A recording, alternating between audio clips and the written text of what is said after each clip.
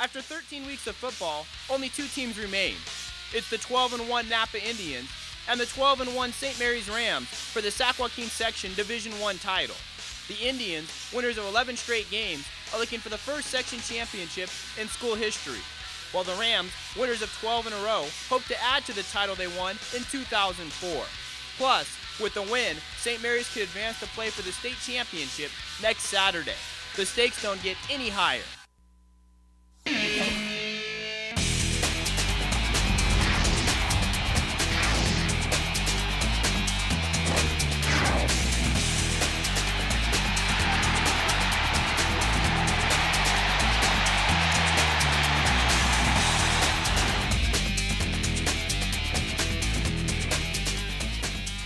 Welcome from Amos Alonzo Stagg Memorial Stadium on the University of the Pacific campus for the Sac Joaquin Section Division I Championship between the St. Mary's Rams and the Napa Indians here on Comcast SJTV Sports. Hello everyone, I'm Eric Alves. These two teams have combined to win 23 games in a row, and each has beat a previously unbeaten team in the playoffs to get to this point. For St. Mary's, it was 2 weeks ago at Merced, and they advanced to beat their rival Lincoln last week before getting to this point. Napa last week went to Elk Grove, overcame a 17-0 deficit to beat the Thundering Herd and get to the championship game.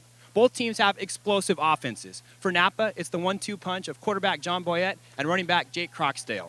Boyette has thrown for 18 touchdowns on the season, but he's a threat running the ball as well, rushing for nearly 1,400 yards on the season, along with 17 touchdowns.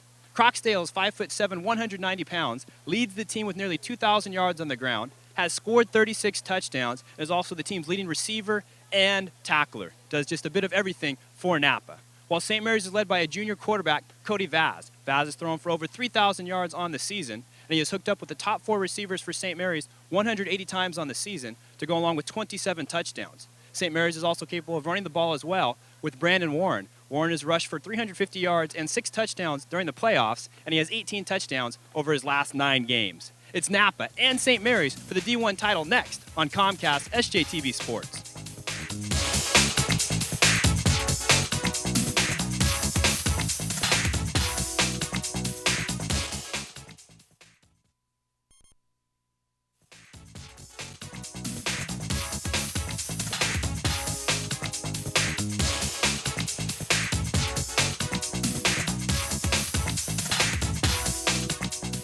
A glorious Saturday afternoon here at the University of the Pacific, the Division I Section Championship game, St. Mary's and Napa. St. Mary's won the D1 title on this field back in 2004.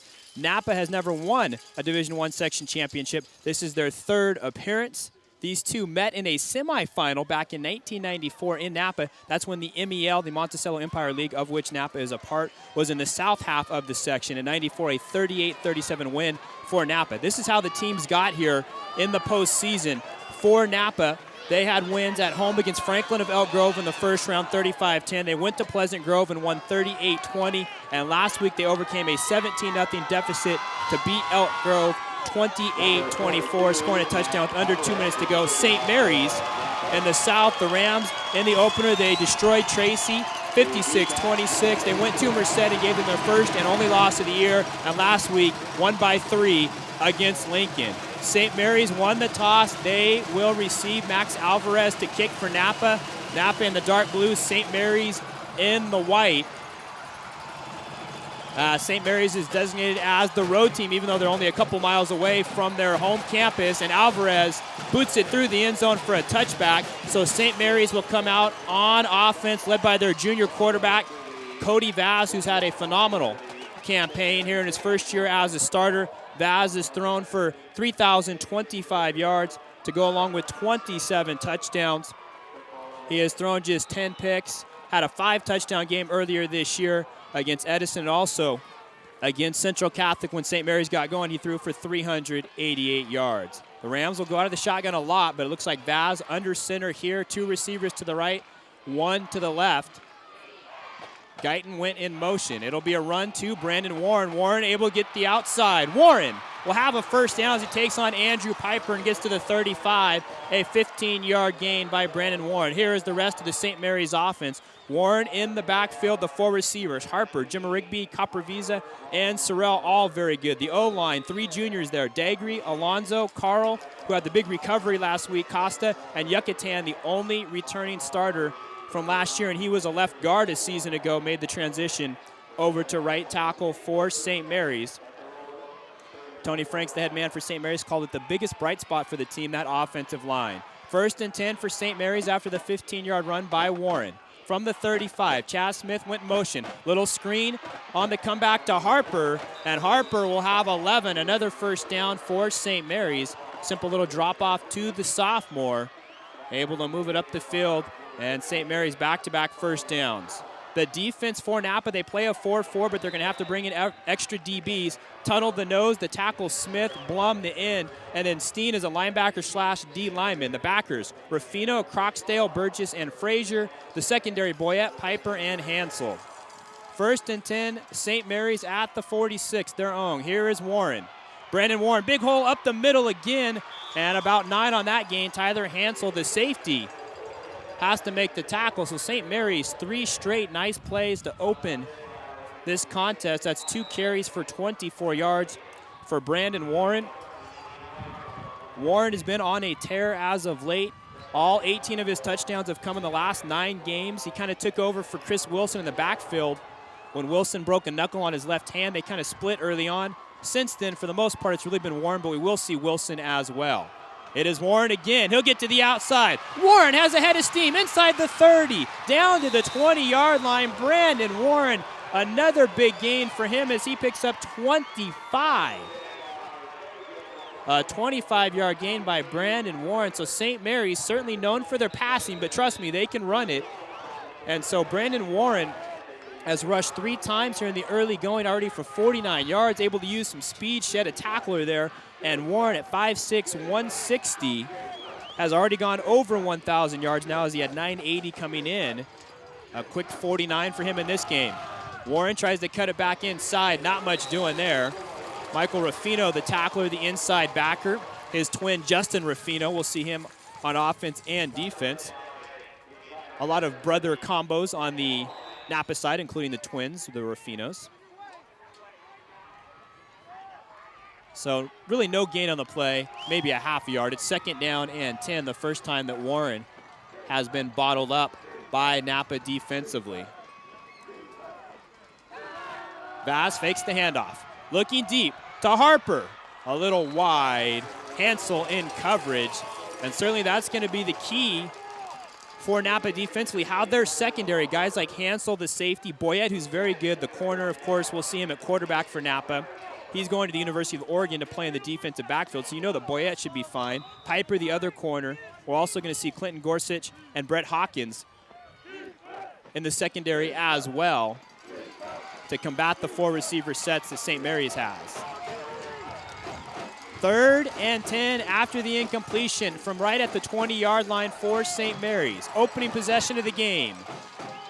Vaz has time, over the middle. Copraviza has it, inside the 10, down to the 5 as he spun around. Was hit there by Boyette, but a pickup of 15 on 3rd and 10 as Copraviza came free over the middle. And a nice find by Vaz. You look at it coming right at you. And Copraviza last week, 7 catches, 117 yards in the win. He took the big hit from Boyette, but held on. So Vaz 2 for 3. And converts that 3rd down and 10. St. Mary's 1st and goal from the 5. Warren, nothing doing there. Boyette up from the corner position. John Boyette, the team's 2nd leading tackler behind Croxdale, and they are quite the 1-2 punch for this Napa team. Last year, Boyette led the team in tackles with over 100. Again, Warren's been on a tear, scoring touchdowns. He has 6 in the playoffs. Went over 100 yards, had 2 scores last week against Lincoln. Same against Merced and Tracy. So 3 straight playoff games of over 100 yards with 2 touchdowns. 2nd down and goal from the 5 again for St. Mary's. Fade coming. Looking to Sorrell. Little long for him. Piper with the coverage over there. So Jerome Sorrell, the intended receiver there. And you look at the receivers for St. Mary's. Harper has 52 catches coming in. He already has been a target once, so 53 for him. Copper Visa now with 49. Pat Jimmer-Rigby, 42 receptions. And then Sorrell with 38. 3rd and goal, but a timeout taken by St. Mary's.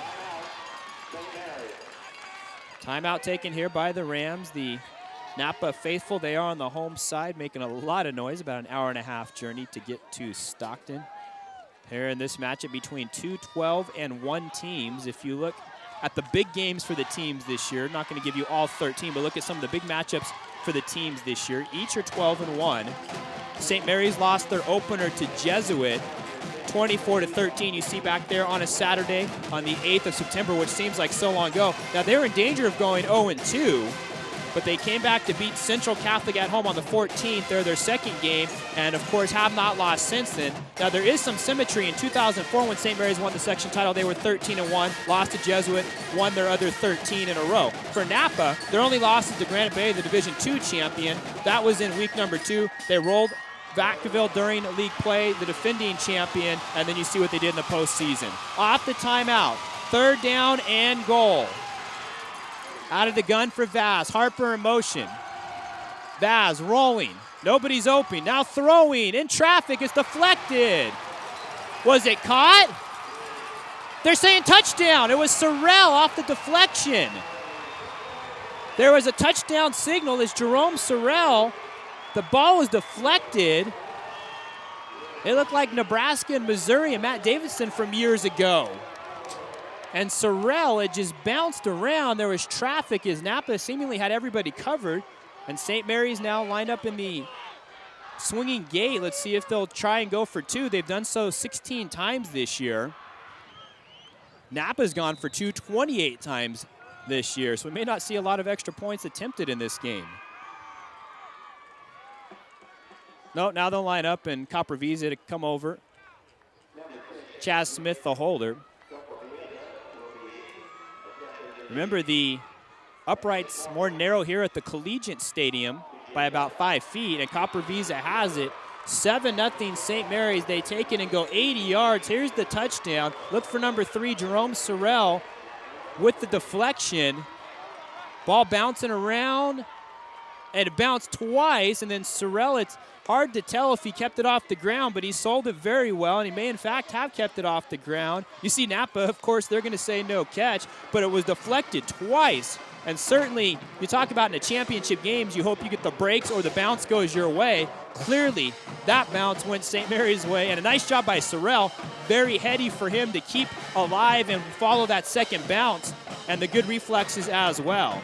So Sorrell has his 11th touchdown. An impressive opening drive by St. Mary's.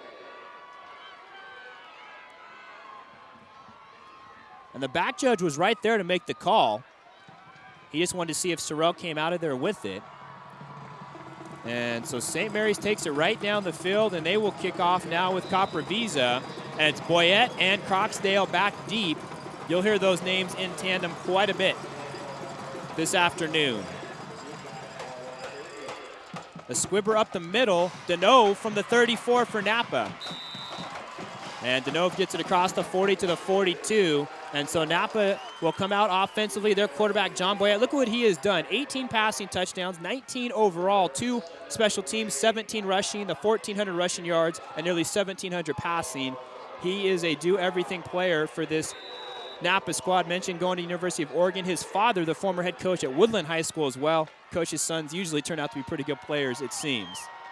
There are the skill guys. Croxdale could also be considered a fullback. Washington and Piper are good, and Stewart is the tight end. It's Croxdale on first down for Napa, moving that pile as he is a weight room machine. Really strong guy at 5'7", 190, and works hard to get about 5 right there as we give you the O-line for Napa. Wagon Connect is the left tackle, and the left guard is Garcia. Steen is the center. He was the co-lineman of the year in the MEL. Ruffino, the right guard, and Smith is the right tackle.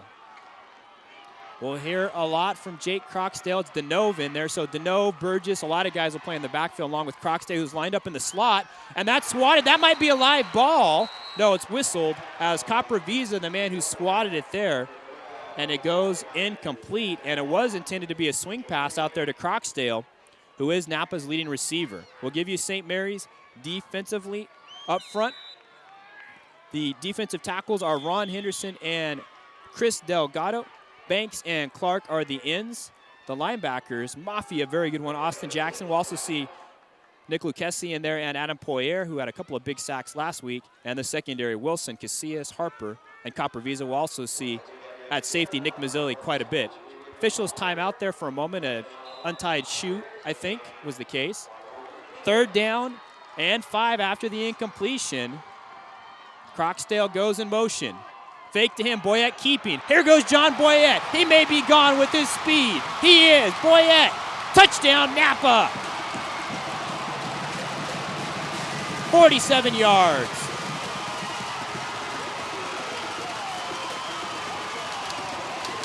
And that is the ability that John Boyette has. A simple fake to Croxdale. He went off tackle on the left side, and he's as good of an athlete as anybody on this field and probably as fast as just about anybody on the field.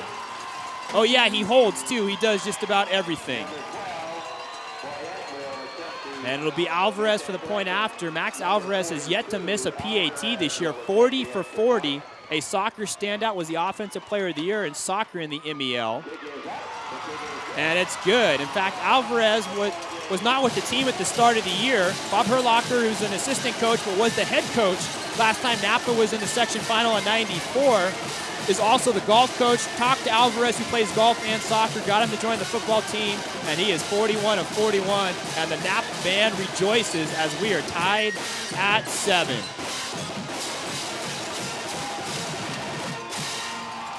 And that was on a 3rd and 5. The touchdown run by Boyette. And I said 47 yards. He actually ran from the 47 on the other side. That's 53 officially there for Boyette. So 3 plays and a touchdown, less than a minute for Napa. Number 42. After St. Mary's had it for 9 plays, a long drive for them, nearly 4 minutes, and the quick answer by the Indians. Boyette, his 18th rushing touchdown of the year, had a 4-touchdown game on the ground against Vintage. That's what kind of player he is. Maybe the best player in the section. Alvarez, a roller from the 6. Returned by Sorrell. And he'll get to the 22. No surprise here. These teams both average over 40 points per game. In fact, coming in, Napa had scored 546 points to 558 for St. Mary's. That's how close they are. And total points, each, of course, has added a touchdown to that total. We expect to see a game in the 30s, maybe even the 40s. Remember when St. Mary's won the title in '04, they beat Nevada Union 50 to 45. Brandon Warren had a good first drive, breaks the tackle of Croxdale. Warren, a little move. There's Boyette. So both Croxdale and Boyette involved in that situation. Warren continues his strong running. And 5 yards there for Brandon Warren. Now 6 carries for 54 yards. Warren transferring from Bellarmine Prep High School in San Jose. Last year, a backup to Doug Martin and Chris Wilson. Didn't play much, but certainly has become a key cog for the Rams this season. Play action to Warren. Out to Harper, and he can't hold it. Hansel was closing quickly. And so the incompletion brings up a 3rd and 5. Nice job there by Hansel, the safety, to close in on Harper. Harper, just a sophomore, but he is a very good one. Had that 4th down reception to run out the clock last week against Lincoln when St. Mary's possessed it for the final 5 minutes of the game in that semifinal win. 3rd and 5 for the Rams. Vaz looking deep. And Sorrell had it for a second and couldn't hold it. He had the deflected touchdown earlier.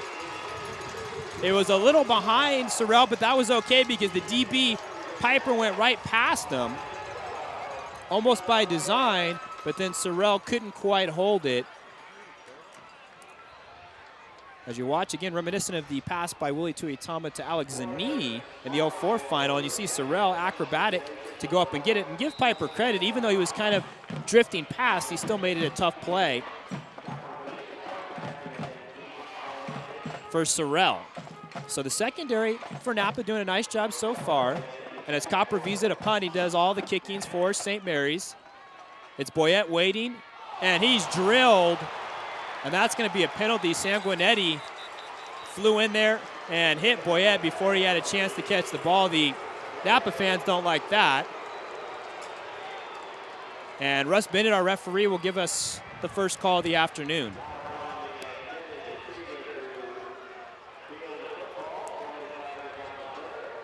I think it was a case where Sanguinetti just lost track of where the ball was.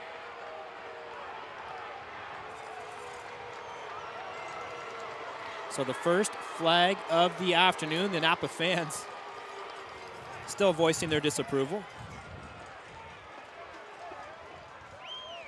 Talked about Croxdale and Boyette. Those two have combined for 86% of Napa's rushing yardage and 72% of their touchdowns, which has gone up now with Boyette's touchdown earlier. So they've scored 56 touchdowns between the two out of the 77 Napa has as a team.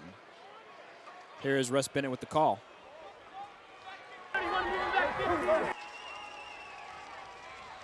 On the kicking team, half the distance, replay the down. So kick catching interference, and it'll have a repunt. Boyette has taken a punt back for a touchdown this year against Will C. Wood, an 80-yarder. We're here at the University of the Pacific, the 17th straight Division I final played here on the campus of Pacific. Also a final in 76 and 79 here. Field in great shape. Of course, the Pacific women's soccer team plays here, and Stagg High School plays a couple of home games here, but for the most part, not much use. Last week, there was the D4 and D5 finals won by Oakdale and Central Catholic, respectively. And there was rain on Thursday and a little bit Friday morning, but a lot of wind dried out the field, and it's in great shape. Now, St. Mary's almost played on this field in the regular season against Stagg High School. Home game for Stagg, but there's a lot of rain. Game was eventually moved to Stagg High School on Saturday. So St. Mary's, though, certainly their campus just a couple miles away from here, yet to play on the field this season. So now St. Mary's going to have to punt with the line of scrimmage about their 15. Boyette waiting on the 45 of St. Mary's. High punt by Capravisa. And Boyette, he'll still return it. Hurst, the first man down there. Andy Hurst covers him. Tells you what kind of daring Boyette has as well. He was in traffic, and he still caught it and got an extra yard or two out of it. And the ball will be at the 37 for Napa of St. Mary's. Outstanding field position after St. Mary's goes 3 and out. About midway through the first quarter. 1st and 10 for the Indians at the 37. And Boyette pulls it back. Croxdale had it for a second. In fact, they both kind of had it. And Boyette held on for the last possible second and pulled it out. And he's able to get to the 33. Josh Banks there defensively for St. Mary's. About 4 there for Boyette. 6 foot, 190-pound senior, also an outstanding student. 3.7 GPA, was just named County Scholar Athlete. 2 early carries for him. He can certainly throw it out as well.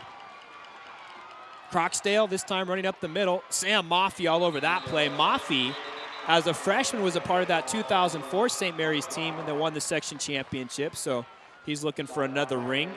He and Poirier, the 2 linebackers, 2 of the 3 linebackers for St. Mary's, their top 2 tacklers. Maybe just a yard there. We'll say 3rd and 5. 3rd and 5 upcoming for Napa as we're tied at 7. Opening quarter of the D1 section final. Line of scrimmage, the 32 of St. Mary's for Napa. I formation behind Boyette. It is Croxdale, and he slips. Maffey kind of forced that slip as he tried to cut away from him. And Croxdale may have lost a yard, so we'll call it 4th and a short 6. Although on 4th down, nothing seems short. Nice job there by Maffey. There was an article on him in the Stockton Record this week talking about how key he would be against the running game of Croxdale and Boyette. And Croxdale, 36 touchdowns, 32 rushing, and Napa here to go for it. They're in that in-between area, no surprise, as they go from the 33. Big play early in the game. Trips to the left for the Indians, and a whistle, maybe a timeout. Let's see. No, delay a game against Napa. Their first penalty, well, that hurts on a 4th and 6. Now we're talking 4th and 11. Do you still go for it? Troy Mott, the head man, also the offensive coordinator, talking to Boyette. Played quarterback at Napa High School as well. Born and raised, went to Solano College after Napa High and then Wayne State in Nebraska before returning. Has been a coach at Napa High for 14 years now, his second as the head man. 4th and 11, out of the gun for Boyette. Under a little pressure, throwing over the middle for Croxdale, overshot him. The pressure applied by Poirier. Croxdale had a step, and Boyette just overshot him there, and you wonder certainly that penalty, making it a 4th and 11 instead of a 4th and 6, changes the play a little bit. Not to say that Napa wouldn't have thrown it, but it goes over to St. Mary's on downs. Up at the 38. So each team has had 2 possessions, 1 touchdown, and 1 without anything. David Smith, well done there against Brandon Warren. Smith, the two-way guy, stops Warren for a yard, and that's all. 7th carry already for Warren as St. Mary's really going on the ground here early on. Smith, one of 6 two-way guys for Napa, and you say, well, maybe they'll wear down. Well, they haven't at all this season. I mean, they're 12-1 for a reason. You got Smith and Steen on the D-line. Croxdale as a linebacker. Boyette at corner, among others. So, trust me, they're not going to get tired, not in a D1 final. Passes off the hands of Capravisa. Flying in there was Frazier. Piper, the other corner, also a two-way guy as well. And then Burgess, the outside backer, to round out the 6 for Napa. So the incompletion. Vaz now 3 for 8 after an early 2 for 3 start, just 1 for his last 5. Although, put it on the hands of Capravisa there. 3rd and 9 for St. Mary's. 2 receivers to the right, 1 to the left. Vaz looking out to Sorrell, a little over him. Boyette in coverage over there. And so the second straight 3 and out for St. Mary's. Nice job by the Indians to hold defensively and quickly get the ball back for their offense, although a lot of those guys are just going to stay on the field.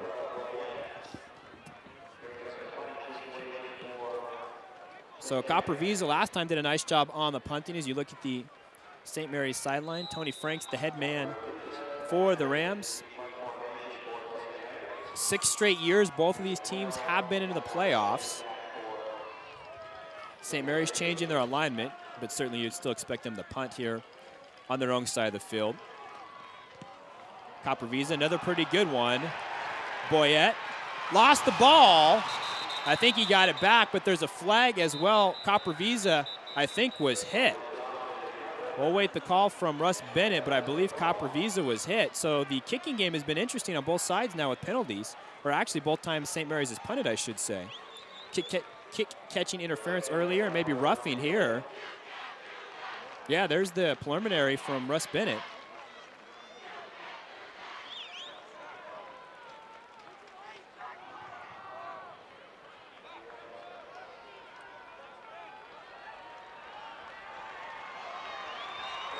And so that's going to give the ball back to St. Mary's. Roughing the kicker. On back, first down. And so the roughing is a big one.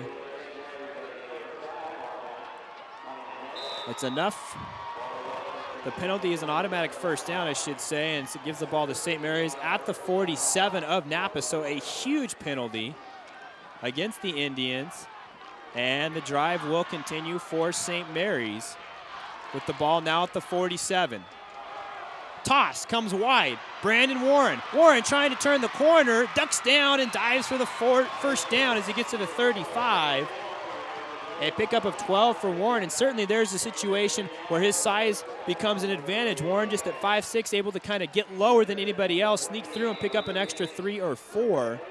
Already 8 carries for Warren, now 67 yards. He had a season-high 175 yards against Edison. 5 out of 6 games for him, he's been over 100 yards, including all 3 in the playoffs. Warren again on first down. Here goes Brandon Warren. Tripped up there. It might have been Michael Ruffino who got a piece of the foot of Warren. Otherwise, maybe he's still running for a touchdown. And that is enough for a first down. Warren gets 10. So he's had a 15-yard run, a 9, a 25, and now back-to-back, a 12 and a 10. 9 carries for 77 yards for Brandon Warren. St. Mary's, of course, with a very good tradition of outstanding backs. Anthony Carresco helped that 04 team to the title. Doug Martin the last couple of years. Here's Chris Wilson to spell Warren. David Smith got to him first for Napa. Smith, a junior. Chris Wilson, a couple there. Second down and 8. Wilson, 750 yards on the ground this season. Pretty nice when you can spell Warren with Wilson. Early on, Wilson was the main ball carrier, but then mentioned that injury to the left hand. Sat out a couple of games. Then returned mainly on defense, though in the last couple of weeks in the playoffs, he's been on offense again. Had a big screen pass on a 3rd and 21 for a first down last week against Lincoln. Fake to Wilson. Vaz looking to Jimmer Rigby. He holds it. Touchdown. Pat Jimmer Rigby. Fine catch. 18 yards.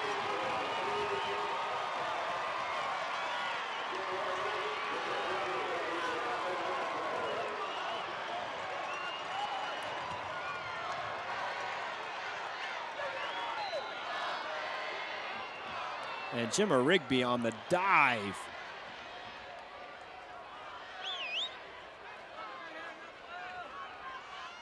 And so Sorrell and Jimmer Rigby already with receiving touchdowns. Vaz, who had 2 last week, now has 29 on the season. Here's Copper Visa for the point after, and there's a flag.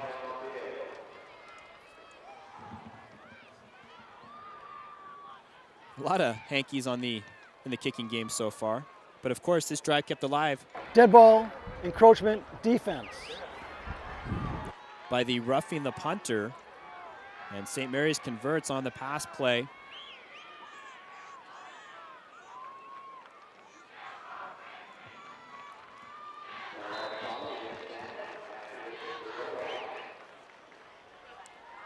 To Pat Jimmer Rigby with the fine catch.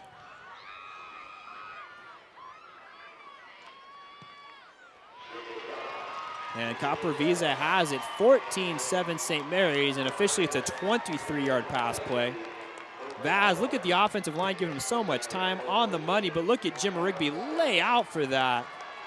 You won't see many finer than that. Pat Jimmer Rigby, his 10th touchdown of the year.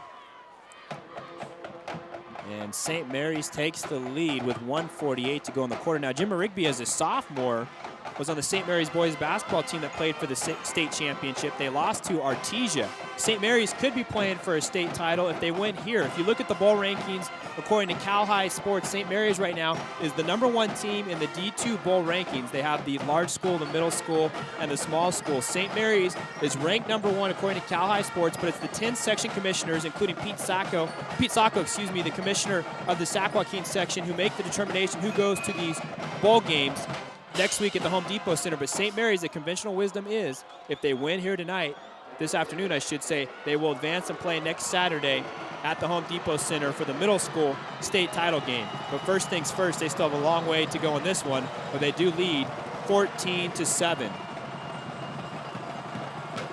A 7-play drive on the last scoring drive, of course, aided by the penalty, and now Copper Visa kicks it out of bounds as well. So all the penalties in this game, with one exception, have come in the kicking game. And so Napa with a few options here.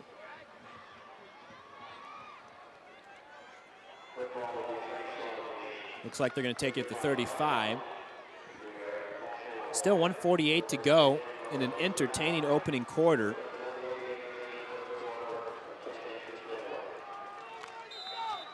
And again, no surprise. I mean, we're probably looking at a game well into the 30s, if not the 40s, between these two. So Napa down by 7 for a second time. They go with 3 receivers to the right. Croxdale, the lone setback. He takes it. Croxdale gets to about the 39 before he's held up. Chris Delgado there, along with Maffey for St. Mary's. So a gain of 4 by Croxdale. 2nd down and 6 upcoming. Croxdale 4 carries for 9 yards. He hasn't really gotten going yet.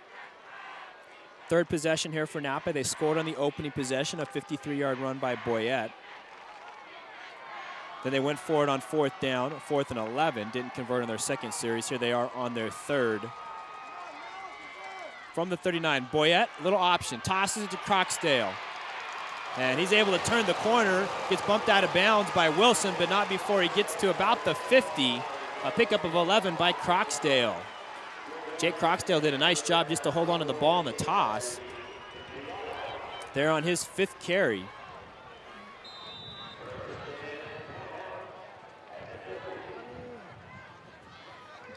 And Napa on the move. You wouldn't think there's going to be a whole lot of stops in this game either way, and certainly both defenses are talented, but I think the offenses are just so good it may not matter. Napa gives up 20 points per game on the season. St. Mary's at 17. I'd imagine we'll surpass both those numbers on each side. Little play action by Boyette. Now he's running. Remember, he has great speed. John Boyette across the 40, inside the 30, and he has hurdled tacklers this year. In fact, on one play against Fairfield, he hurdled 2. That time he runs into Casillas. It looked like he was thinking about trying to jump over him, but he did not. A gain of 24 there by Boyette, and he is so dangerous in the open field. Does carry the ball a little loosely, but it hasn't burned him this season. And it's almost like he was trying to size up Casillas, thought about it, and then he said, he kind of slowed up there, you see, and kind of skidded a bit, if you will. 1st down for Napa after the run by Boyette. He's already up to 80 yards on 3 carries. He keeps, slips, got back to his feet for a second. Poirier, the tackler for St. Mary's. We'll say 6 on that gain. 2nd and 4 upcoming. 4th carry now for 86 yards for John Boyette. Boyette averages 15 rushes a game at the quarterback position. 7 times he's had 90 yards or more running the ball, and 9 times he's thrown for 100 or more. That is it for the opening quarter of play here at Amos Alonzo Stagg Memorial Stadium. A very good opening quarter. St. Mary's on top 14-7, but Napa is on the move. We'll step aside. This is the D1 final on Comcast SJTV Sports.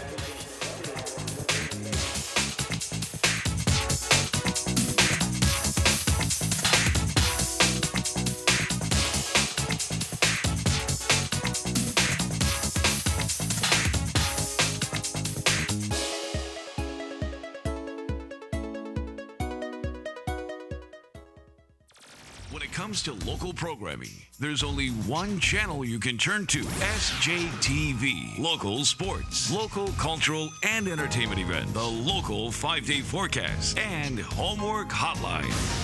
There's only one channel you can turn to for local programming, and it's SJTV. San Joaquin Television.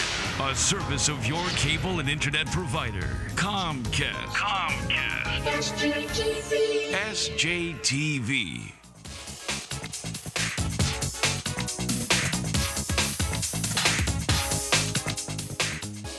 There is Tony Franks, the head man at St. Mary's High School in his 9th year at his alma mater, his 2nd go-around, his 6th year in his 2nd go-around at St. Mary's. 53-21 in his last 6, all 6 times to the postseason as we start the second quarter. 2nd down and 4 for Napa.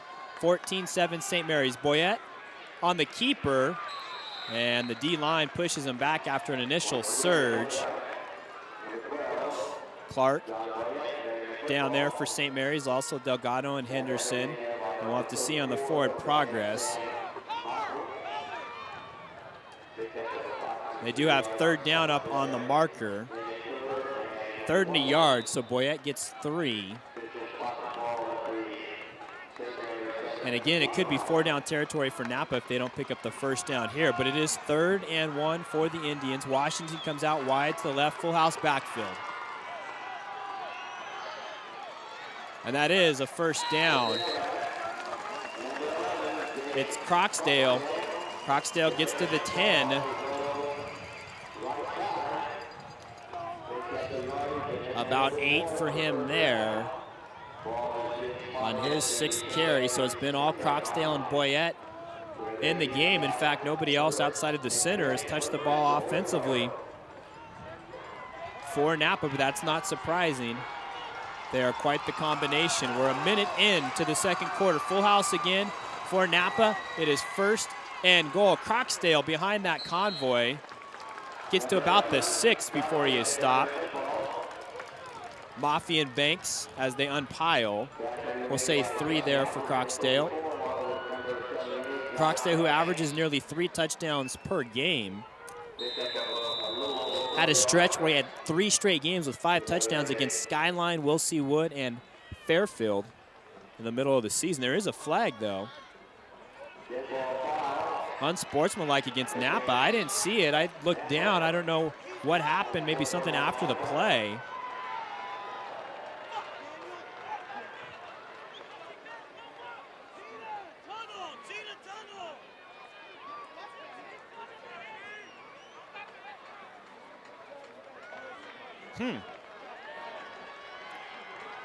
Wow, back to the nearly the 21 on that penalty, so a couple of unsportsmanlike penalties have really hurt Napa. One kept the St. Mary's scoring drive going, their 2nd, but I'm not sure what happened there. And we're getting word from the field that maybe a player for Napa did not have their mouthpiece in, possibly. And what a costly penalty. It's going to be 2nd and goal back at about the 21. Boyette looks to the left, pumps, now throws. Bobbled, and was it caught? Nice catch by Brandon Washington right at the 10. Capravisa may even have gotten a fingertip on it in front of him, and then Washington bobbled it for a second, but then Brandon Washington has the reception. The first completion for Napa, a pickup of 11. Washington, 19 catches, now 20 on the season. And Wilson forces him out of bounds. Washington last week, 3 catches against Elk Grove. Andrew Piper, the other receiver, had 2 big touchdowns, including 1 in the final 2 minutes for the win against Elk Grove. On 3rd and goal, Boyette looking to Piper, and he undershoots him. Almost picked again there by St. Mary's as Piper had gotten free in the back of the end zone.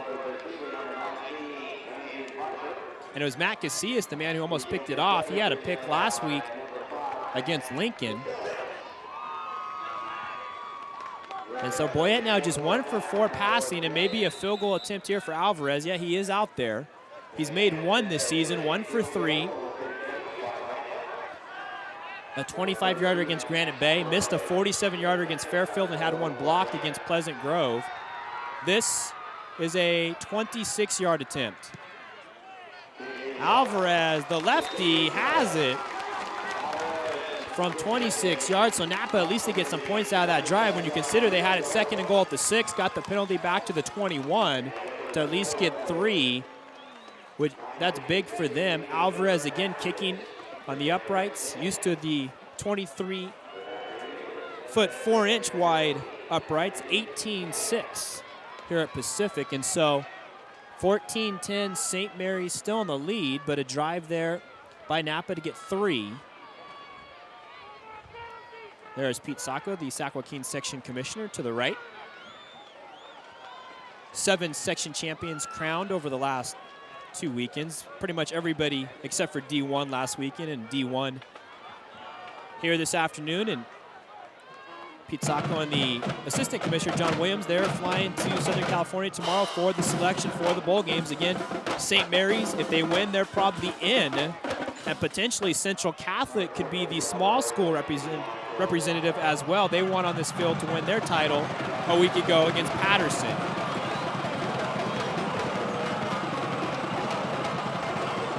A 9-play drive for Napa to get the 3 here. Fernandez actually the squib kick specialist kicking off, and that ball's still live at the 19. St. Mary's finally picks it up with Josh Harper. Harper across the 30 to about the 33. Harper's father, Willie, played 11 years in the NFL, outside backer with the Niners, and quite a talent. In fact, Josh last year playing varsity basketball as a freshman. So the ball is at the 33 for St. Mary's, their own.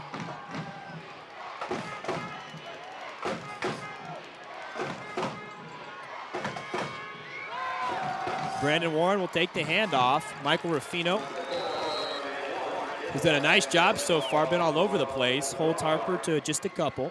Or excuse me, Warren, I should say, to just a couple. 10th carry there for Brandon Warren. His season high in carries was 27 against Merced in the second round. No undefeated champions this year in the Sac Joaquin section. Only the second time that's happened in the last 15 years, the other being 2000. Both these teams, of course, with 1 loss. Second down and 8. Vaz has had time all afternoon, looking deep to Sorrell, and he overthrows him. Otherwise, Sorrell would have been able to score no problem, as he had gotten past Boyette there, which doesn't happen very often.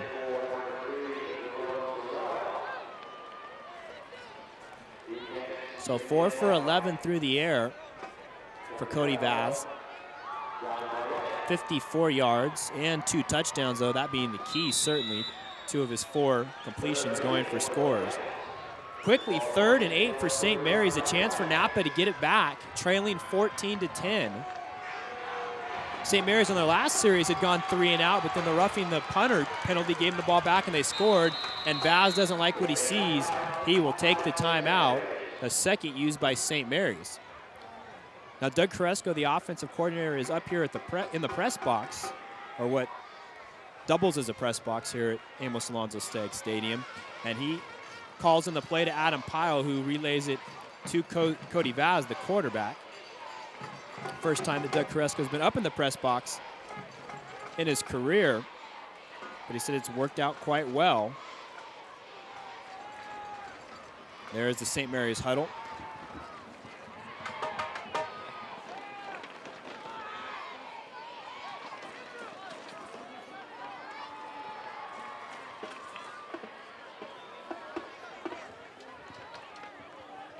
Napa and St. Mary's.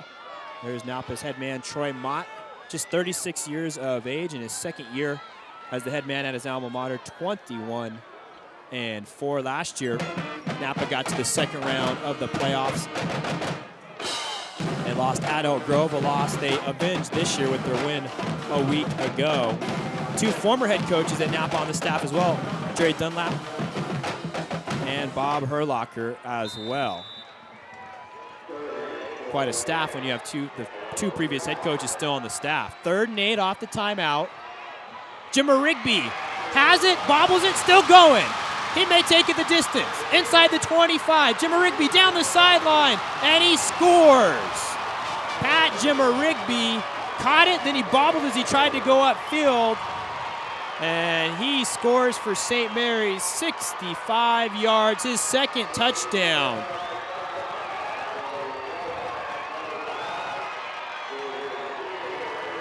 And the receivers are coming up big for St. Mary's. Sorrell earlier with that deflection in the end zone, and Jimmer Rigby had the great diving catch, and then right there using his speed after he caught it on 3rd down and 8. So Vaz has completed 5 passes, 3 have gone for touchdowns. And Nick Copperviza has made the previous 2. Here he is for his 3rd point after. It looked like St. Mary's may have jumped. Nick Lucchesi's the snapper, Chaz Smith the holder.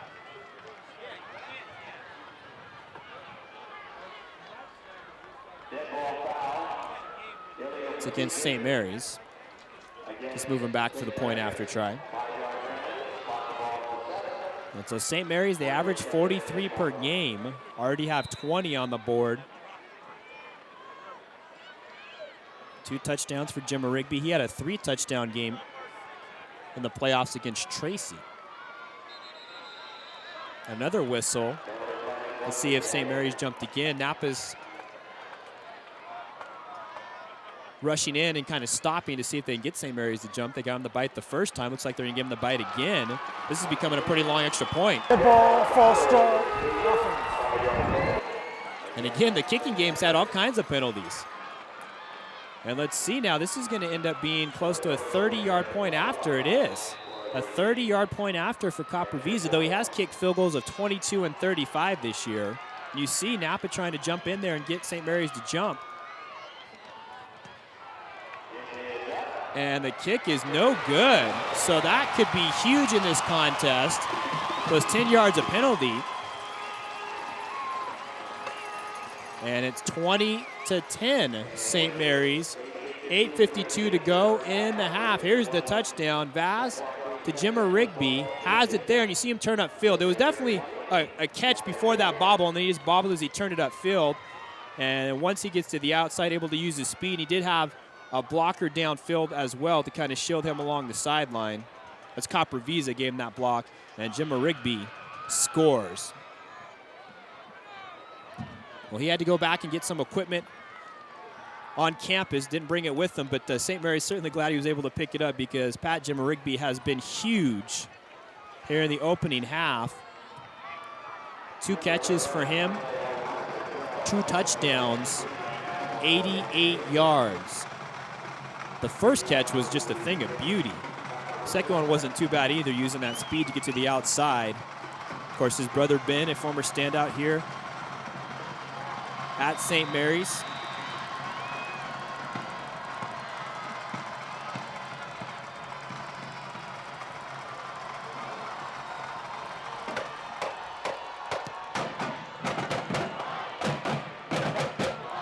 And it's a touchback. Copper Visa sends it to the end zone. And so it'll come out to the 20 for Napa. Down by 10. Remember, though, they were down 17-0 last week at Elk Grove. They scored with 2 seconds to go before the half to get them right back in the mix. And they scored the winning touchdown after converting a 4th and 7 on their side of the field with under a minute and a half to go on a pass from from Boyette to Piper. 1st and 10 for the Indians of Napa. Boyette will just run it straight ahead. And he ends up getting about 7. Nick Coppervisa going on both sides of the ball for St. Mary's, the tackler. But Boyette gets 7. 6 carries, he's already up to 95 yards.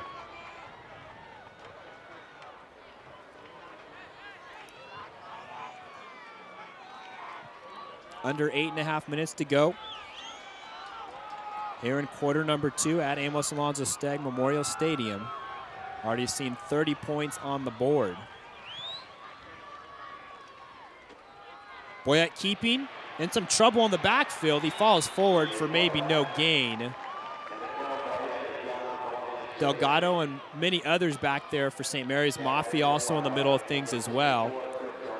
And we'll say no gain on the play. 3rd and 3 upcoming. And St. Mary's already up by 10. If they can get a stop here and get the ball back to their offense. St. Mary's ranked 13th in the state according to Cal High Sports. Napa is 17th. And in Northern California, St. Mary's number 3, Napa number 6. Boyette steps back to throw, completes it to Washington. Takes a hit from Mafi, but Washington holds on, and that is enough for a Napa first down. A 7-yard play there. Brandon Washington has both the receptions for Napa. And Boyette, he faked the run, stopped, And fired to Washington there, converts the third down. That's a big play for Napa. And good hands from Washington as you see him hit a pretty good shot there from Maffey. Maffey playing in his 32nd varsity game, has been with the varsity squad since he was a sophomore, also in the playoff run back in 04 when he was a freshman as well. Little play action by John Boyette. Boyette out to Piper. Piper makes a move. That's a first down. Andrew Piper about 12. Casillas and Poyer the tacklers, and that's the first catch for Piper. His 30th of the season, the number 2 receiver, and catches behind Croxdale. And so Boyette gets the passing game going a little bit. Back-to-back completions. Piper, 465 yards and 7 touchdowns. Had 2 last week against Elk Grove, 1 at the end of the first half, as I mentioned, and then the winner with 1:23 to go in the fourth. Also had a 2-touchdown game earlier this year against Vallejo. 1st and 10 for Napa. They're on the move right now. They run with Croxdale. Gets to midfield. About 4 there for Croxdale. His 8th carry. Up to 35 yards. Croxdale and Boyette. Childhood friends trying to win a title here as seniors. And certainly they get the notoriety. They have the glamour, but there's no question you don't get to a section final without having a good overall team. But guys like Croxdale and Boyette certainly help you get over the hump at the high level of Division I high school football. On 2nd down, Boyette looking deep to Washington. Has him. Brandon Washington stays on his feet. Touchdown. 50 yards. Boyette to Washington.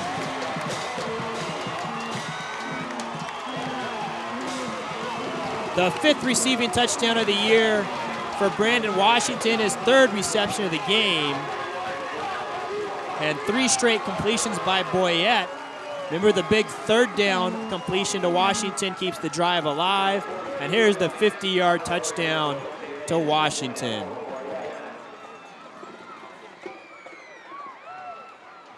Alvarez on for the point after.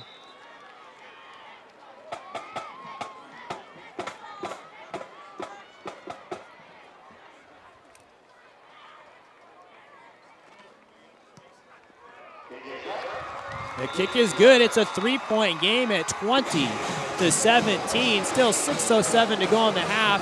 Boyette went play action, and he let it rip for Brandon Washington.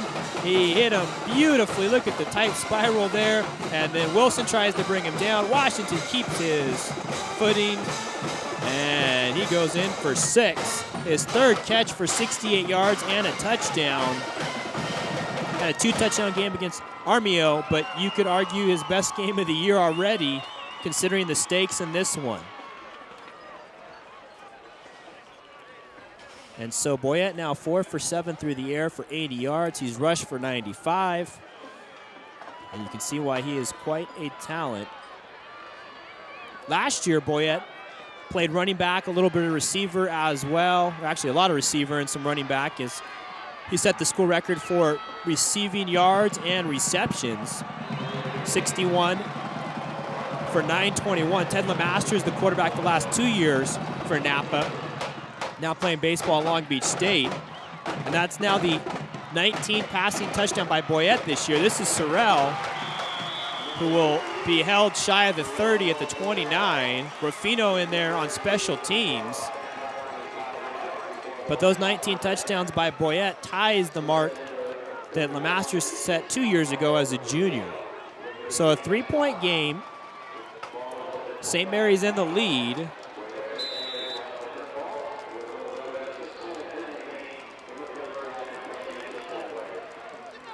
But Napa seemingly has had an answer every time when they've needed it. Ball at the 29, 1st and 10 for St. Mary's. They lead 20-17. Vaz looking down the field for Copper Visa. Piper in coverage as it goes incomplete. 5 for 13 now for Vaz. And so we've had 37 points here combined. No surprise. The Highest scoring combined D1 final was a 98 when Elk Grove beat Atwater 77-22. That's the Elk Grove team with Ryan Dinwiddie, Lance Briggs among others. So 99 in that game, but 04 when St. Mary's won the title, 50-45 over Nevada Union, 95 the total that year, the second highest. Play action by Vaz, screen coming back the other way to Chris Wilson, and he ran before he had it. He might have been able to go for a while. Incomplete. Wilson was very good with a couple of screens last week, but just took off a little early there. And so 3rd down and 10, and now Napa defensively, if they can get a stop here on 3rd down, they'll get the ball back in pretty good field position, just trailing by 3. And you see Wilson had the blockers in front, just took off a bit early, which is easy to do in a game like this, get a little antsy, no question. The Napa fans, some on their feet making noise here, anticipating a defensive stop. Trips to the left for St. Mary's. Vaz over the middle, looking to Harper, a little long. Coverage there from Brett Frazier. And so 3 straight incompletions on the series for St. Mary's. Vaz now just 5 for 15, though 3 have gone for touchdowns. And the Thunder Sticks and the Tomahawk Chop out in force for Napa on the home side. They're going to get it back, and Boyette is ever so dangerous returning punts. St. Mary's the punt for the 2nd time. Napa band playing the anthem before the game as well. Still a world of time to go in this first half. Not very far on the punt by Copper Visa, went off the side of his foot.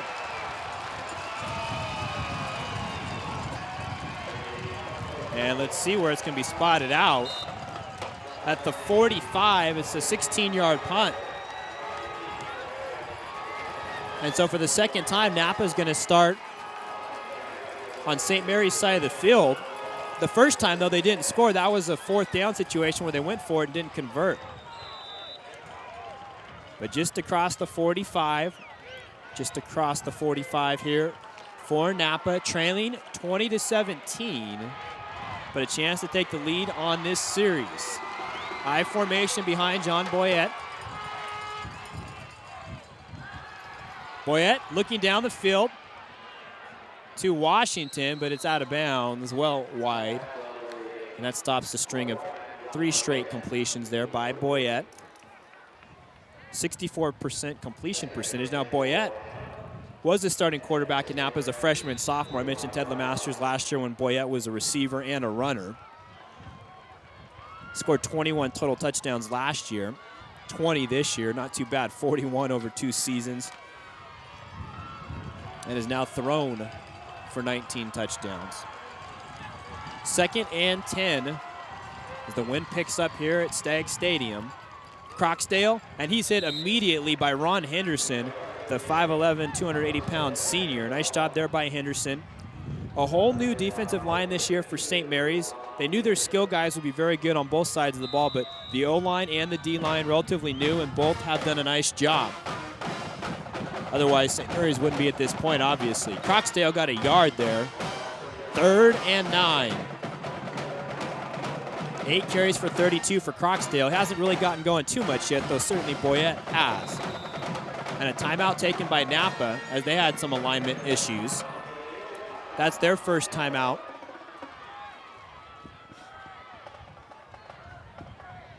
They'll talk it over here on 3rd and 9. I mentioned both of these teams have been in the playoffs 6 straight years. For St. Mary's, that coincided with the return of Tony Franks. And you look at their season results over those 6 years, I mean, it's been a pretty good run for each of these schools. St. Mary's, 53-21 over the last 6 years. They've been to 4 out of the last 5 semifinals. See, in 02 they lost in the first round, in 06 they lost in the first round, but everything else advancing very deep. Twice to championship games in 04 when they won it here today, and then got the semis losing to Edison in 03 and then West in 05. For Napa, over the last 6 years, they have 58 wins against just 13 losses, a couple of ties in there as well. And You see them, there's 3 straight years of losing in the second round until this year getting to the finals. They went to the semis in 03 when they lost to Grant, but they're 26-4 in the MEL during that stretch, while St. Mary's between the SJAA and the TCAL 34-6. Vacaville won the title last year against Merced 37-36, so the MEL trying to make it back-to-back titles. St. Mary's in year 3 of the TCAL. West went 2 years ago in the first year of the TCAL, but lost to Nevada Union. On 3rd and 9, Boyette hit as he throws. Deflected by Casillas. A great play by Matt Casillas, because Washington might have had a step there, and Casillas able to bat it down, almost deflected to himself. And it brings up a 4th down. And what does Napa do here? They have the ball at the 43. Look at Casillas swatted away with that right hand. And I think Napa's going to go for it here, a 4th and 9. They went for it on 4th and 11 on their second series. Didn't get it there. And again, you're probably not going to punt here. Obviously too far for a field goal. 4th and 9, though, for the Indians from the 43. Boyette looking for some running room. Now he's running for his life. Jackson almost got him. Boyette. Banks has him as Boyette throws, and it's caught! A spectacular play there by John Boyette. Piper catches it up to the 24. That's a 19-yard hookup, and only a guy like John Boyette can make that play. I mean, he was going down. Banks had a hold of him, and then Piper able to make the catch. A 4th and 9 is converted. Look at Boyette. You see Banks has him. He's going down, and he's able to get it off because he's so strong. Piper makes the catch on a 4th and 9. 1st and 10. Boyette keeps, and that pile keeps moving to about the 19. We'll say close to 6 there for Boyette. And Boyette and Croxdale, we mentioned, it's no question, good team overall, 1 through 22 on the starters, even other guys. But with Boyette and Croxdale, they're able to just take it to a different level. I mentioned a play this year when Boyette jumped over 2 defenders against Fairfield. I mean, stuff like that you don't often see at the high school level. Only guy I can think of is maybe Lavelle Hawkins back at Edison, who plays at Cal now in the 03 season. 3.5 minutes to go now in the opening half. Jake Croxdale, 1st down and more as he gets to the 10 and maybe just inside it. Henderson stops him there. A pickup of 9 by Croxdale. And it's going to be 1st and goal for Napa, trailing by 3, but a chance here to take the lead.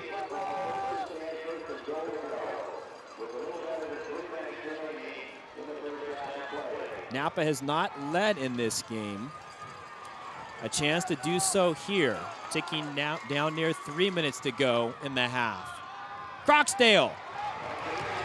He's close to about the 1. Back-to-back 9-yard runs by Jake Croxdale. He has run for 32 touchdowns this season, 36 scores overall.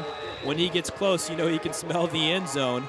A guy that squats 540, can bench 360. That tells you about his strength. The Napa fans anticipating a score here. 2nd and goal from the 1. Will be Boyette or Croxdale. Croxdale, he's stopped. Austin Jackson there for St. Mary's, among others. Also Maffey. And in fact, it looks like Croxdale will lose a yard. And we'll call it 3rd and goal back at about the 2. Josh Banks looks like he was in on that play as well. 3rd and goal at about the 2 for Napa, trailing 20-17. Boyette keeping on the quick snap, and he scores. John Boyette, his 2nd touchdown of the game. And Napa takes the lead for the first time.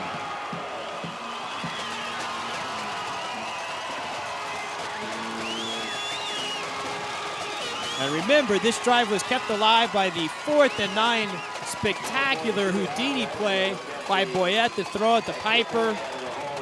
Keep the drive going after a couple of nice runs by Jake Croxdale. Boyette scores on 3rd and goal. Here's Alvarez. And it's good, so it's a 4-point lead. 24-20 Napa with 1:57 to go in the half. After Boyette scores from 2 yards out, went with that quick little snap.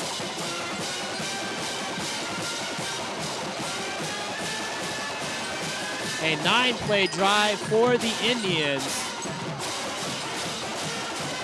Taking up 5 minutes. Check that. Taking up 3 minutes and 39 seconds. Their 3rd touchdown, 2 by Boyette. He has also thrown one to Brandon Washington. Just a regular day at the office for him.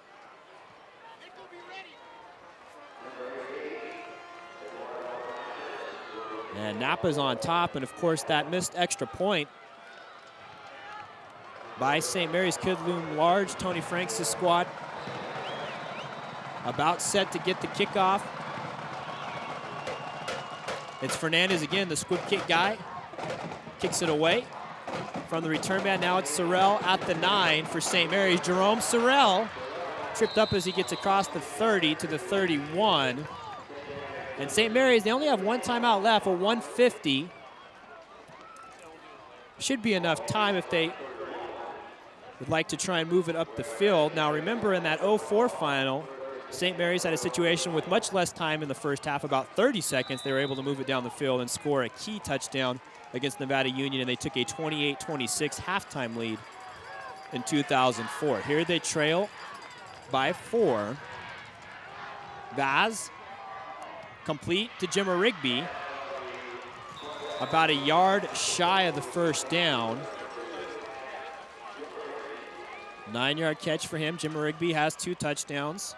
That's his 3rd catch. Now St. Mary's is huddling after Vaz got the play from the sideline. They're going to have to hurry it up here because that wasn't a first down. The clock keeps ticking. You can see 128, 127. There's Willie Tuitama's father, Louie. Willie, of course, went off in that game, threw 5 touchdowns in 2004. Here on 2nd and a yard. Vaz throwing the out. Harper almost had the one-handed catch. That would have been spectacular. Does stop the clock here with 1:13 to go in the half. Now 6 for 17 for 128 yards and 3 scores for Vaz. So, as I mentioned, Tuitama had 5 touchdowns in the 04 game, 3 already for Vaz. Although Willie Tuitama went 17 for 23 for 312 yards. Vaz now 30 touchdowns on the season. Willie Tuitama had 32 back in 04. Statue of Liberty, Boyette all over, but Warren breaks the tackle. Here goes Brandon Warren across midfield. That's enough for a first down as he picks up nearly 11. And Boyette was all over that play, but Warren, we talked about how strong Boyette is. Well, what about Brandon Warren breaking that tackle again at 5'6", 160? Determined run by him. Clock stopped momentarily as the chains are set. St. Mary's still huddling. Now they're under a minute, down to 57 seconds. Gonna have to hurry it up a bit here. 11th carry by Warren. Up to 90 yards here in the first half, down to 47 seconds. Vaz steps up, looking deep now. Harper, diving catch to the 29. A 21-yard reception. St. Mary's still has 1 timeout left. That's a first down, so the clock stops until the chains are reset. And here it goes. It's wound, 33 and ticking. Ball at the 29 for St. Mary's. They trail by 4. Down to 25 seconds. Vaz, looking long, overshoots Harper there, stops the clock with 18 seconds to go.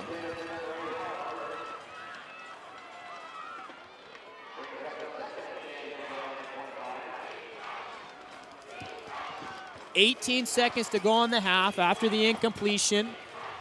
2nd down and 10, which is really the downs are of no consequence here. It's a matter of the time with 18 seconds. St. Mary's could use the middle of the field because they have 1 timeout to go, but only 1. Remember, they had to use 2 early.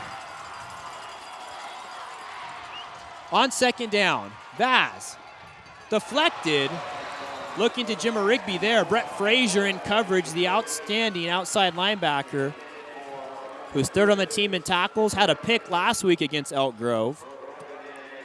19th pass attempted by St. Mary's here in this first half. 6 completions, 3 have gone for touchdowns. So now 3rd and 10 with 13 seconds to go. Again, St. Mary's can use the middle of the field and then use the timeout, which would be their last. 24-20 Napa. Into the first half.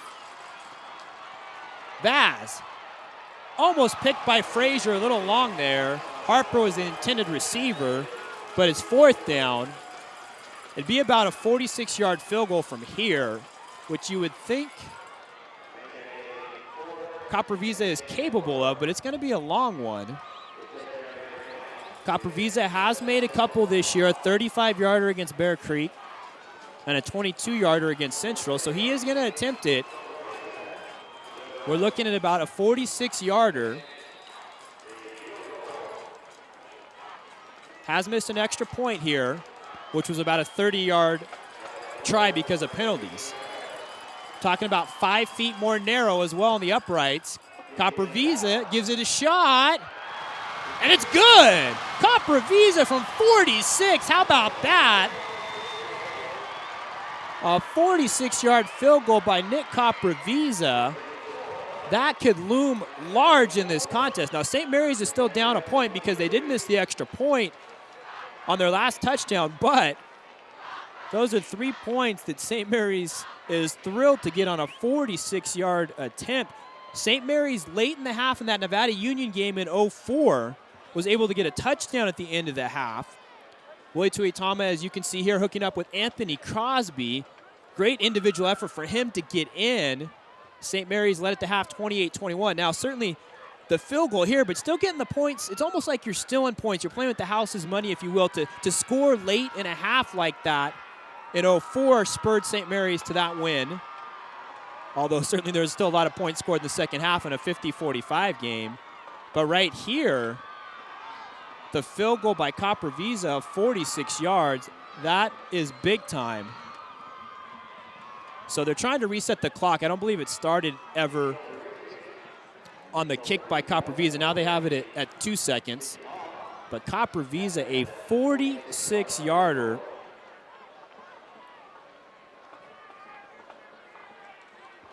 And again, that's with the more narrow uprights by about 5 feet. And he snuck it in right corner. So both teams have scored 3 touchdowns. Both teams have a field goal.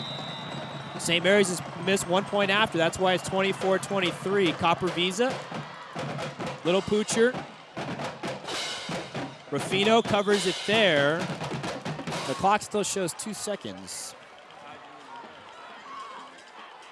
Probably should have started, but it didn't. But how about Nick Copper Visa? I mean, he used it all. Here it is from 46 yards out, off natural grass too. Let's watch this one sail through. Yeah, he had a good 5 to 7 yards still on that one. 52, 53. Nice kick. Beautiful day, certainly. I mean, playing Saturday afternoon, this final up until 03 was a Friday night affair. But since then been Saturday afternoon and the weather a little warmer usually, although it is breezy here. And so Napa takes the knee just to end the half. But what a first half. I mean, as good as advertised between 2 12-1 teams. Teams averaging 42 and 43 points respectively. We're on par to get there as well. A 1-point game. 24-23 Napa. Boyette and Croxdale did not disappoint. And then Cody Vaz and the receivers on the other side for St. Mary's with Jimmer Rigby and Sorrell having touchdowns, 2 by Jimmer Rigby, 1 for Sorrell. And so we have a dandy of a first half in the books. Still 24 minutes to go to determine the D1 section champion. At the break, 24-23, Napa on top. Back with the first half stats and the start of half number 2 in just a bit. This is the Division I final on Comcast SJTV Sports.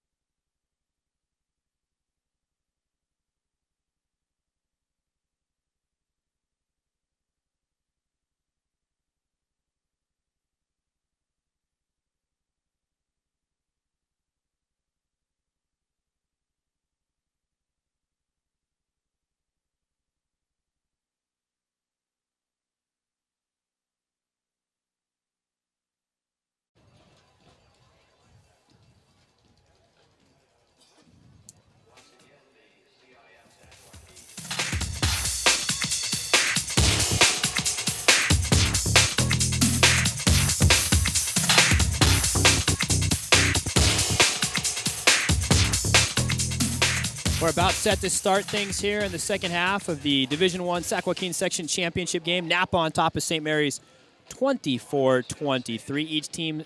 Each team's had 3 touchdowns and a field goal in the first half. St. Mary's did miss 1 point after, as both teams had 6 possessions. You look at the first half numbers. St. Mary's, their rushing yardage, all coming from Brandon Warren, 90 yards for him. Chris Wilson did sneak in there as well for 1 carry. Passing yardage, Cody Vaz throwing for nearly 150 yards. He was 7 for 20, did throw 3 touchdowns, 2 to Pat Jimmerigby, and also 1 to Jerome Sorrell on the deflection. 4 penalties.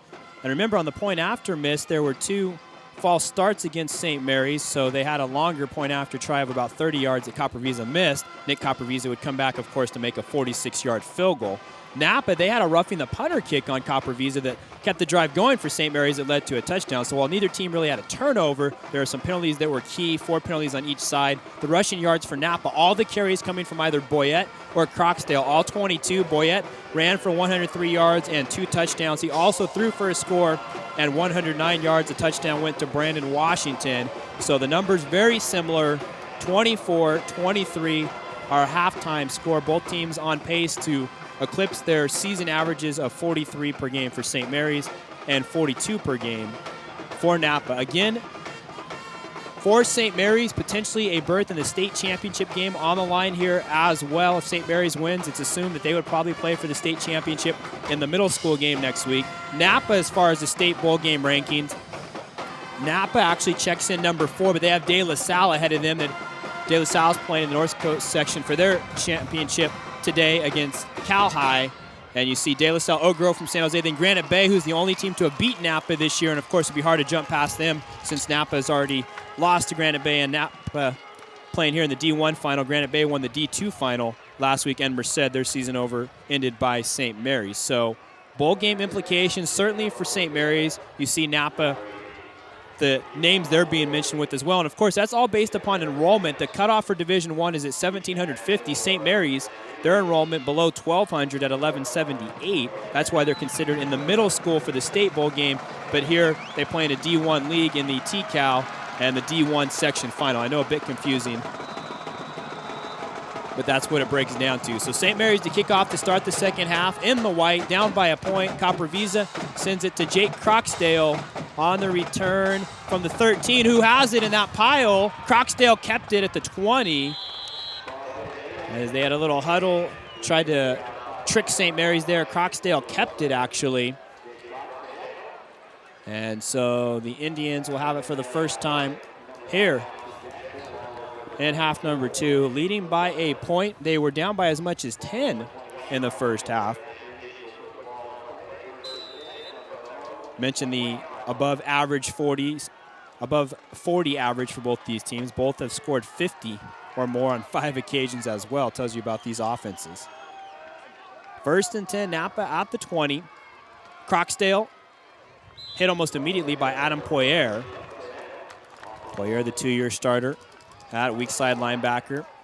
About 4 there for Croxdale. 13 carries now for 57 for Jake Croxdale. Needed 79 to get to 2,000. So he's on the verge of that. Co-running back of the year in the MEL, along with Terrence Daly, who's heading to the University of Washington. Boyette, the 2-time MEL player of the year. And he takes the toss there as a running back. Boyette, first down and more. That's something that Napa does. They bring in Clinton Gorsuch, the backup quarterback. He took the snap and tossed to Boyette. And Boyette was a runner last year, running back last year. And, of course, as a quarterback, he has a lot of running back skills. He picks up 14 right there. So Boyette on his 11th carry up to 117 yards. Season high was 221 against Vintage, had 162 against Skyline, 137 against Fairfield, 158 against Pleasant Grove, all on the ground. Last week, 40 of the 44 carries were by Croxdale or Boyette against Elk Grove. So far here this afternoon, all 24 by those two. And Boyette's hitting the backfield, tried to go with a couple of fakes. Maffei over there. Also Poyer as well, so the outstanding linebackers. And Boyette, no gain there, and that's a rarity to slow him up.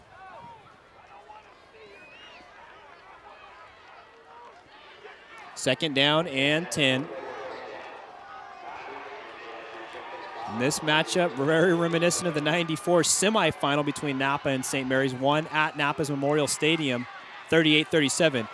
Boyette barely able to toss it out there to Croxdale, and Capraviza and Sam Maffey all over that play. Not much running room at all for Croxdale. We'll say a gain of a yard, 3rd and 9. Boyette did a heck of a job just to be able to toss that ball. Always dangerous, though, if, as you're being hit, to try and toss it. There it is again. Nice job by Josh Banks. Remember earlier in the game, in the first half, Boyette had that 4th and 9 pass play where Banks was bringing him down, still completed it to Piper. Here we are on 3rd and 9 for Napa. Boyette fires. Little low. Washington can't pull it off the ground, and so it's incomplete. Washington with a nice effort, just too low there, and he didn't argue too much. Speaking of Washington, so it must have been the case. Nice job by the officials. Washington has 3 catches for 68 yards to lead Napa. And so the Indians to punt for the first time. In the first half, they turned it over on downs once in the end of the half, and that was it. Of course, Boyette punts. And a booming kick past Harper. And then a little bit of a St. Mary's bounce back the other way to the 23. But a 48-yard punt by Boyette, who does it all, except for kick point afters, but he's holding. Keep in mind, he's scored on 10 two-point conversions this year as well. Here we are, 9:39 to play in the 3rd. St. Mary's down by a point. They have the ball for the first time here in the 2nd half. Winners of 12 in a row. They run with Brandon Warren. Warren, who had a big first half, continues here as he's across the 40 to the 41, a pickup of 17, as Warren is over 100 yards now, his 12th carry for 107 yards.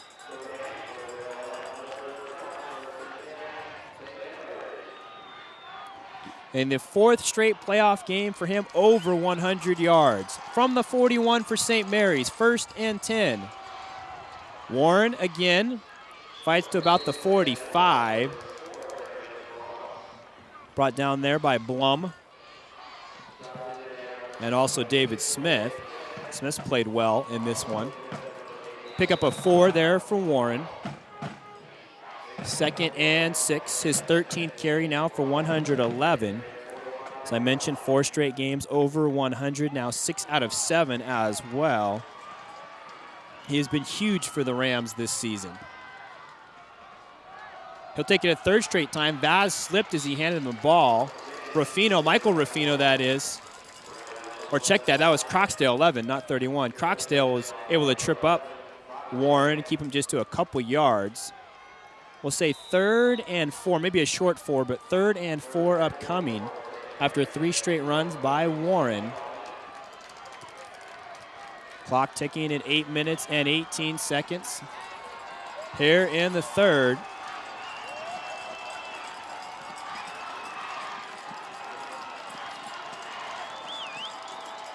At the 47, blitz coming by Boyette. It's picked up by Guyton. The pass is complete. That's a 1st down. And making moves across the field for St. Mary's is Harper. He's inside the 20, almost lost the ball, but able to hold on to it at the 15. It's the sophomore, Josh Harper. All the way up to the 15. A 38-yard play there, but the key, the blitz by Boyette, was picked up by Ray Guyton. An outstanding job playing the fullback position. So Harper there, his 3rd catch, 70 yards, quite a run after catch for him. And it's 1st and 10 for the Rams on the move here. Warren, no running room as he was bottled up quickly.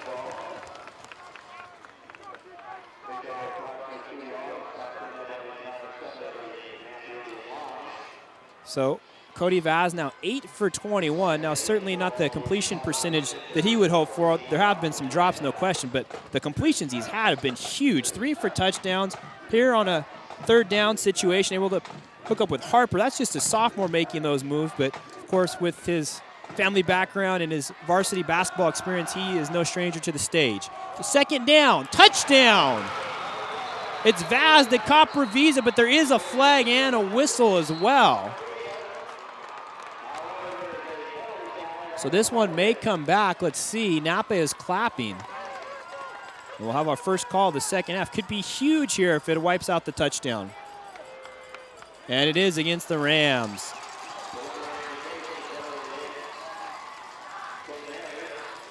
So we haven't had any turnovers, but the penalties have been huge on each side.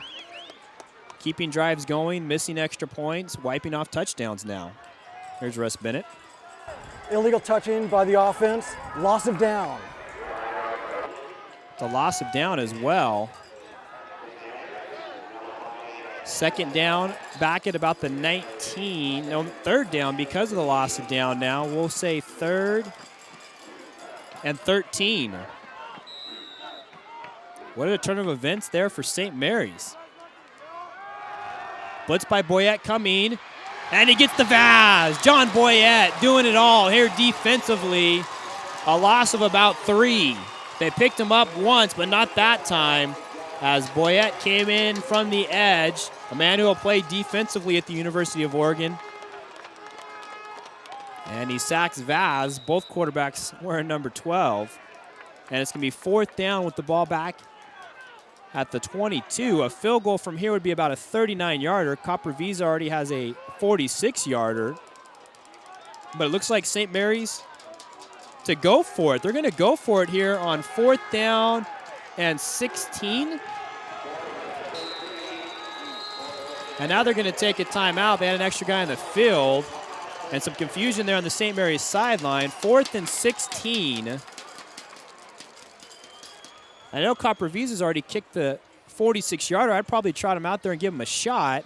And again, you're looking at about 39 yards from here. Fourth and 16 is tough to pick up. There's Boyette. The sack was big time, but what about the illegal touching that wipes out the touchdown for St. Mary's, wipes the 6 off the board, and they're in danger of maybe getting no points here on this drive.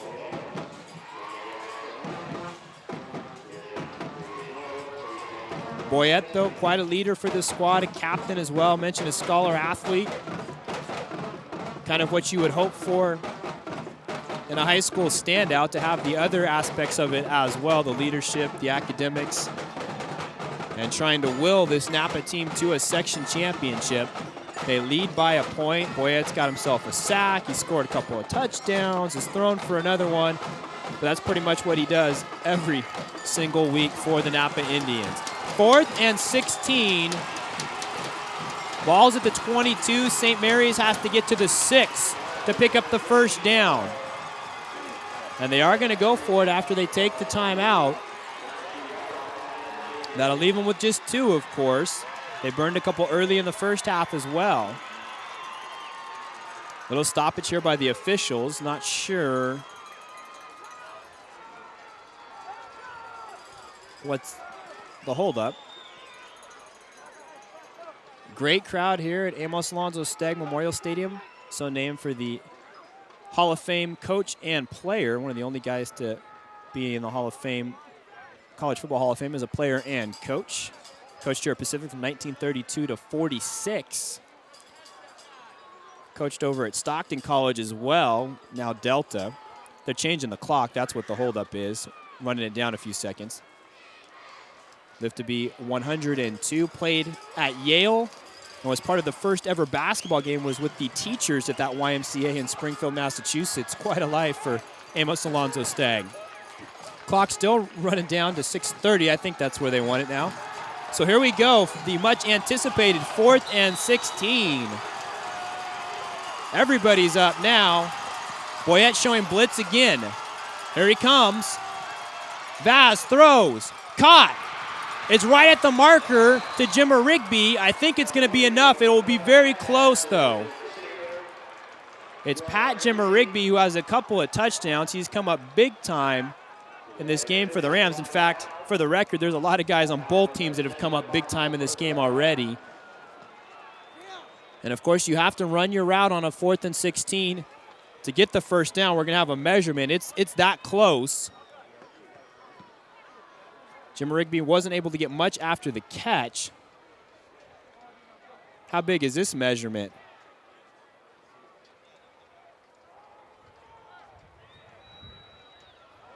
And it's enough by about 3/4 of the football. So a 4th and 16 converted by the Rams. And clearly it was the right call. I guess that's the only way you can judge it, right? You converted, it is. If you don't, it wasn't. And so Jim Rigby, a 16-yard reception, his 4th catch for 113 yards. Much like Anthony Crosby in the 04 final, who had 3 touchdowns and over 108 yards. Warren is upended by Boyette in the backfield, and he'll lose a yard or two.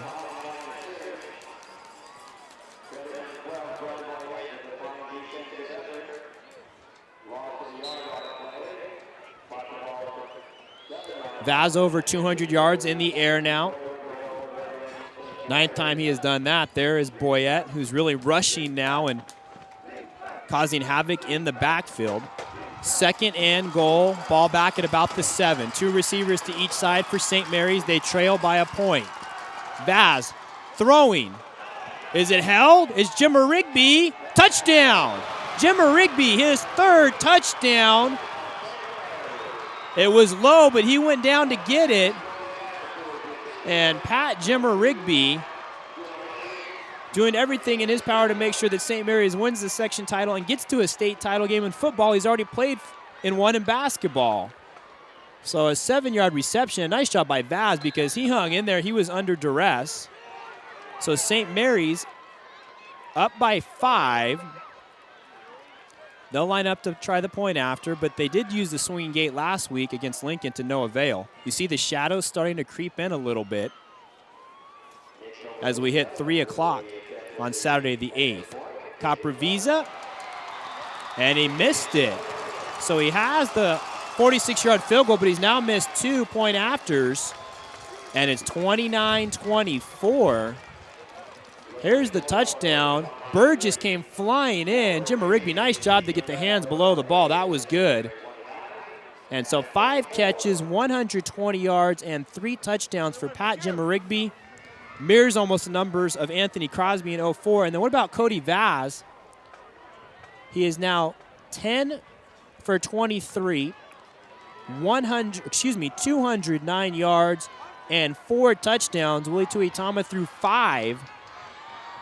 In 04, we understand that he was trying to get to this game and watch the Rams play, but finals holding them up back in Tucson.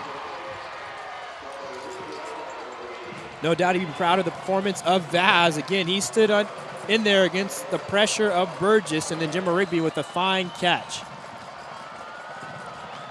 St. Mary's back in the lead here at 29-24, but they have missed 2 point afters.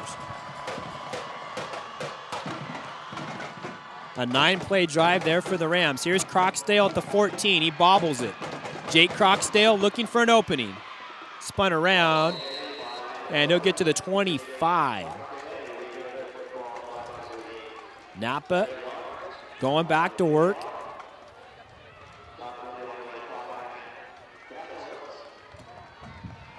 Napa this year, their opponents 90 and 68, the overall record. They played 8 teams at 500 or above, 9 who were in the playoffs, and 6 teams with 9 wins or more.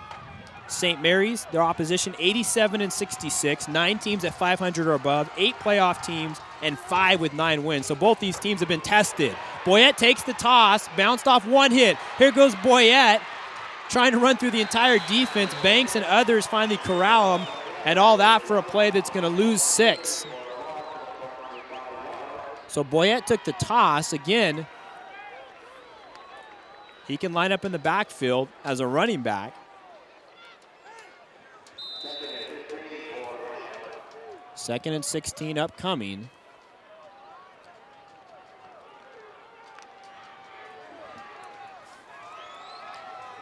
We're under 5 minutes to go in the third here in this Division I section final. It's been a very good one between St. Mary's and Napa.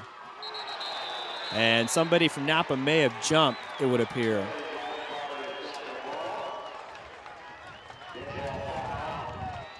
And it is against Napa. And think about the plays that have been made in this game. I mean, for example, the 4th and 16 that St. Mary's just converted to Jim Rigby. Then they score after they had the touchdown wiped out. You go back to the first half, that 4th and 9 converted by Boyette on the pass to Piper that kept the drive going. St. Mary's missing the extra points. The roughing the punter that kept the drive going for St. Mary's. It's endless, the turns in this one so far. After the penalty, 2nd and 21. Ballantyne in there. A little shovel to Croxdale. Here comes Jake Croxdale. Croxdale still going across the 30 up to the 34.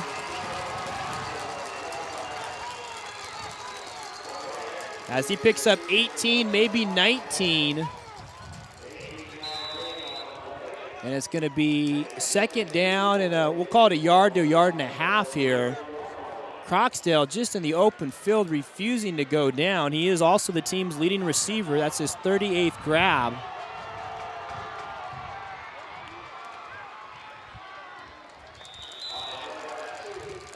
And Boyette looks like he has the first down. He only needed a yard, a full yard. Gets 2 or so. And moves the sticks for Napa. Up to 113 yards on the ground for Boyette. He has 14 carries, as does Croxdale. They have all 28. Denove, nor Alves, nor Burgess, the other 3 runners, none of them have had a carry for Napa. It's the 2 main guns getting it done for the Indians. 1st and 10 at the 37. Croxdale this time, nothing doing. Copper Visa up from his safety position. Poyer as well. Forward progress might be a yard for Croxdale.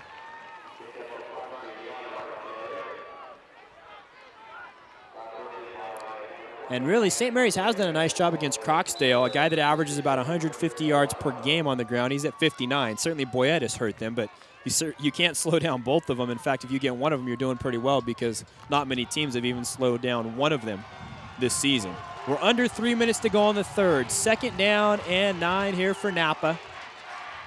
They trail 29-24. Boyette, the out, complete to Washington. He'll be close to a first down. Looks like he'll be about a yard shy. Washington, now 4 catches for him for 76 yards and a touchdown. And it brings up 3rd down and a yard. We'll see if Boyette just keeps it behind the center. Steen again. 3 juniors on that O-line as well for Napa, much like St. Mary's. Wagenknecht, Smith, and Ruffino. And turned away on the run, it looks like, is Croxdale initially. Then he fought forward a bit. And we'll have to see on the spot. It's 3rd and a yard. Maybe another measurement coming here. It's pretty close, and if you're Napa, if it's just shy, are you going to go for it on your side of the field? The ball right now is about the 47, maybe the 47 and a half. Remember, St. Mary's had the measurement on the 4th and 16, got it by about 3/4 of the ball. And it's close. You see Croxdale up there signaling first down. Well, we can't quite see, but you can tell because Russ Bennett's down in there deep. It's that close, and he says just enough. And the reaction from Croxdale as well.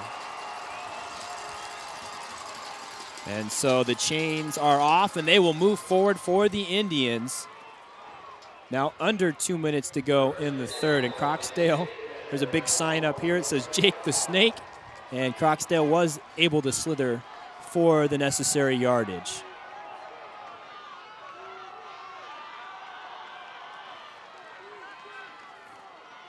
Boyette looking to throw. Flinging it deep. Looking to Washington. Brandon Washington down to the 20. Washington having a big-time game. A 33-yard pass play there into the darkness. The shadows creeping onto the field. And Washington, his 5th catch now, 109 yards. He came in with just 19 receptions on the season. But he's been able to beat the Rams deep, and now Boyette 8 for 14, 169 yards, over 100 rushing, over 150 passing. Napa down 5, but they have it 1st and 10 at the 20 of St. Mary's.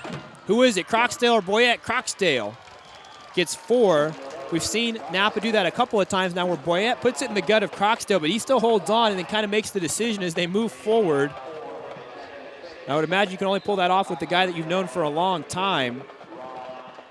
And childhood friends playing in their final game together. A gain of 4 there for Croxdale, 2nd and 6. Up to 16 carries now for Jake Croxdale.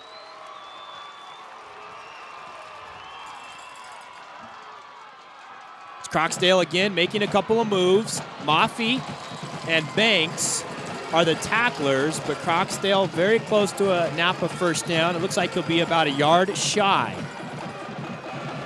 3rd and a yard upcoming, but Napa methodically moving down the field.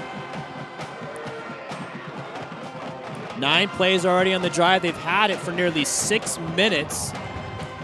And that will tick the time off here in the 3rd. So Napa led by a point at the half, 24-23. St. Mary's gets the only points in a quick-moving 3rd quarter, but they missed a point after their 2nd. They lead by 5, 29-24. St. Mary's, 1 quarter to go here in the Division I Sac Joaquin Section Championship. We'll come back with the 4th here on Comcast, SJTV Sports.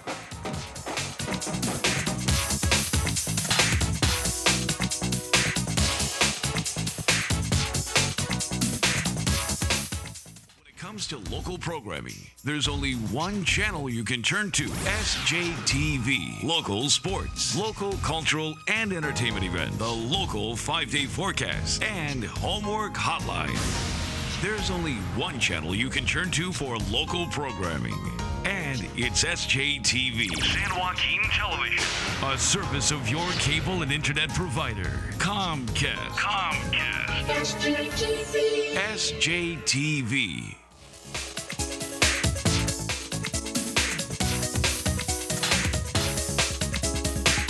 About set to start the 4th quarter here in the Division I Sac Joaquin Section Championship game. Eric Alves with you, along with James and Maurice Patterson, Sean Schrock, Andres Morado, Adam Cheshire, Jeff Fry, and our director, Michael January. If you're wondering about close games, last week, of course, Napa won a 4-pointer at Elk Grove when they were down 17-0, 28-24. They also won their opener against Del Campo, 13-12. St. Mary's has wins against St. Francis by 7, a 5-point victory against West, a 4-point win against Central, and a 3-point win last week against Lincoln. And, of course, they've converted 3 huge 4th downs during the season and a couple here this afternoon. Boyette on 3rd and a yard, and Boyette's able to move it about 4 yards forward. He's so hard to stop. It's almost like in the CFL when you have to give that yard area. It's almost a guarantee on 3rd and 1.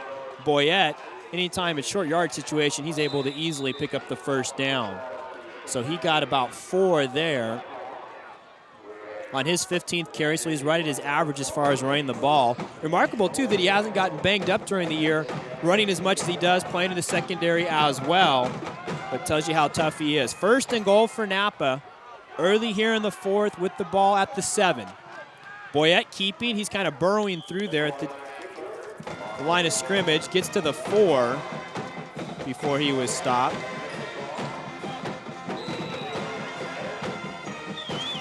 Second down and goal from there.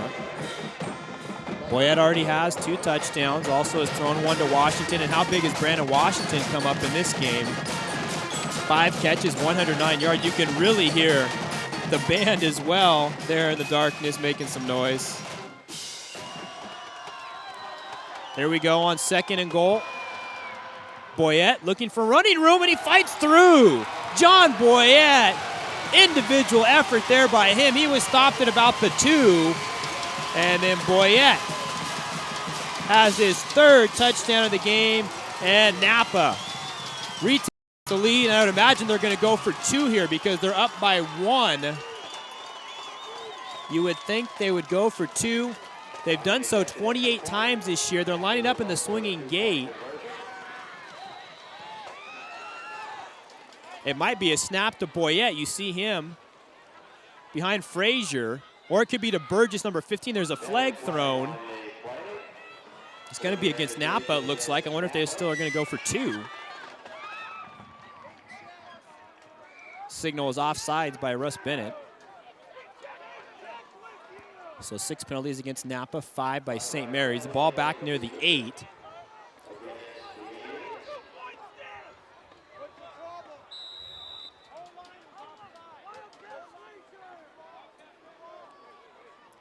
Still 10:53 to go in this contest. Now, Alvarez hasn't missed a point after this year, but is Napa going to go for 2? They're lined up in the swinging gate, and I think they were probably going to go for it. Now they are going to go for it and just line up in a traditional set. Ball back at the 8 after the penalty. Here's Boyette, keeping the play alive, running around. Banks giving chase. Boyette got a big block, throws across his body, and it's complete to Ballantyne, Ben Ballantyne. The 21st time Napa is converted on a 2-point play. John Boyette is something else. Wow, he kept that play alive for 7-8 seconds and then threw completely across his body. And it's a 3-point lead for the Indians. The play that seemingly never ended, as Boyette's just running all over the place. The touchdown, here's Boyette's touchdown. First of all, the fact that he was able to get in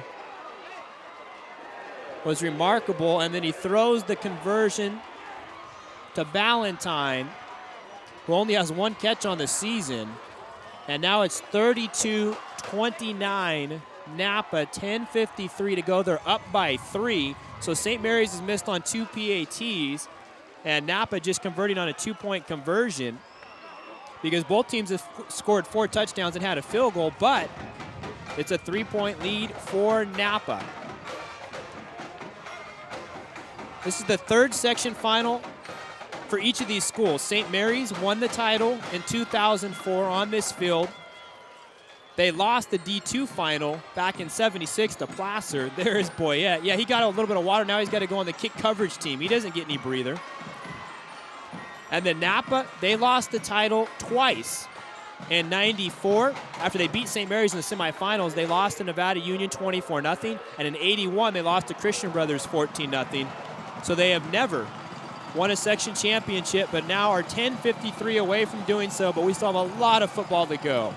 32-29 Napa, 61 combined points in this one. At the 14, the return by Sorrell, and Napa has covered the kickoff very well in this game. The coverage that time by Clinton Gorsuch, the backup quarterback. St. Mary's usually has only been able to get to about the 30. They have it here at the 28, maybe the 29. 10:47 to go in a 3-point game. And while Copper Visa's missed a couple of point afters, we know that he's more than capable to kick a field goal. He has a 46-yarder in this one. Baz has thrown 4 touchdowns. He'll hand off this time to Brandon Warren, who stopped almost immediately. Steen, the combo linebacker lineman. A couple yards for Warren. 17 carries for 116 yards. Chance of defense now on the Napa sideline.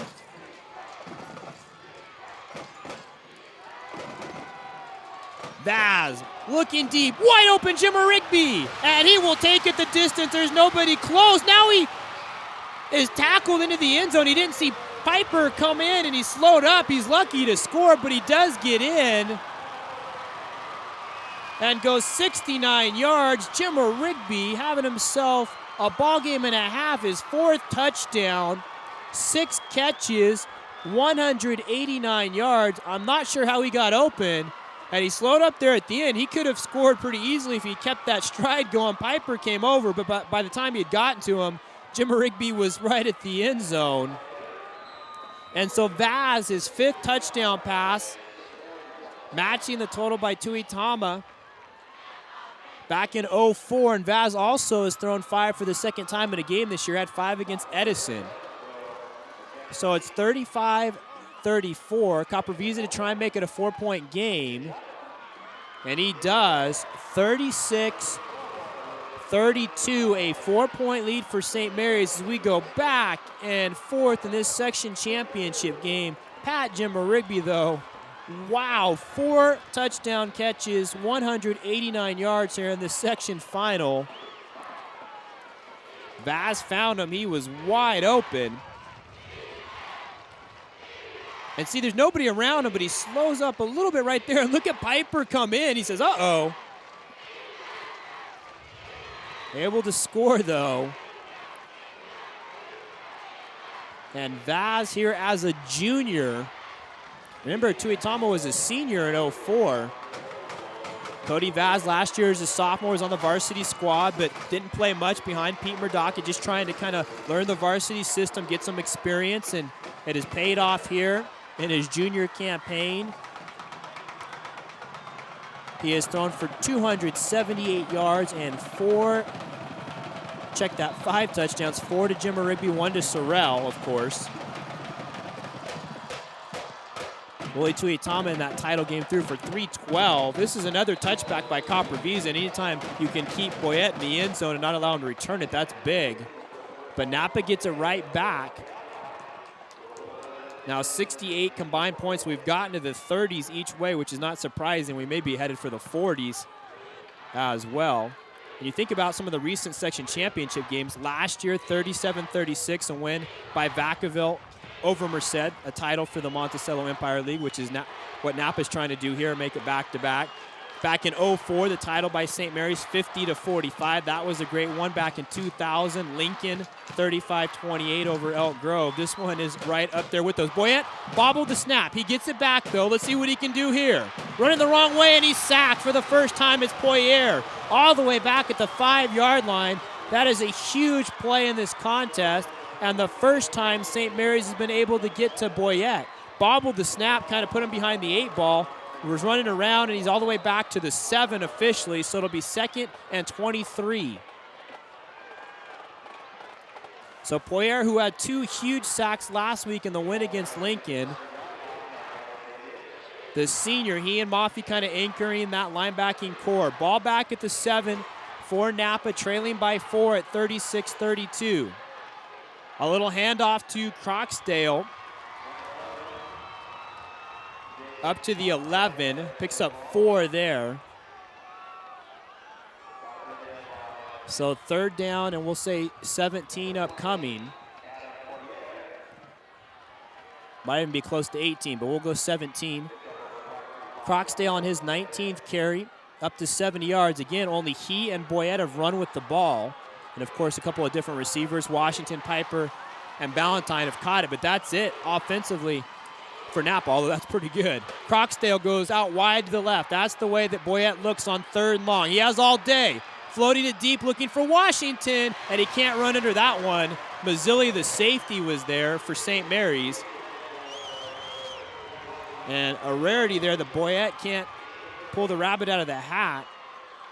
And St. Mary's will get it back again. Washington, who's been huge in this game, couldn't quite run underneath that one. Nice job by the O-line for Napa as Boyette had all kinds of time.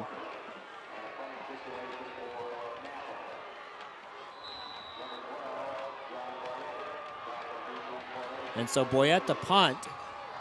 And Sorrell waiting at about the 45 for St. Mary's. He returned a punt for a score against McNair. And Boyette does a nice job to kick away from Sorrell. And Frazier grabs it for Napa right at the 49, but it's on Napa's side of the field. St. Mary's with the short field to go, leading by 4. With 8:27 to go. And you would think a 4-point lead is not going to be enough. They need another score if they want to salt this one away. Of course, they'd like to take some time off the clock, but they're going to need points. You wouldn't think Napa's done scoring yet in this game. From the 49 for St. Mary's, Brandon Warren loses the ball. And Napa has it. It was punched out of there by Burgess, the first turnover in the game. Napa recovers. And it's Ruffino, Justin Ruffino. He falls on it after Burgess popped it out of there. And so the first turnover of the game is gigantic. Ball's loose there, and look for 77. He'll end up with it to the right. Justin Ruffino. Now the St. Mary's fans chanting for defense after Napa gets it back. At the 46 for the Indians, trailing by 4 points. Boyette, straight up the middle. Nothing really doing there, a yard possibly or two. Poirier again in on the play. He's been in on a lot of them. We'll say a yard there, 2nd and 9 upcoming. And if you're Napa, it's starting to get to the situation where you may not have a lot of possessions left. If you don't score here, you may not see the ball again. The tomahawk chop going for the Napa fans. So you got to find a way to get in the end zone, trailing by 4. Less than 8 minutes to go in regulation. Boyette, a second straight run. He gets to the outside. Boyette, he'll make a cut. And then he's brought down by Josh Banks.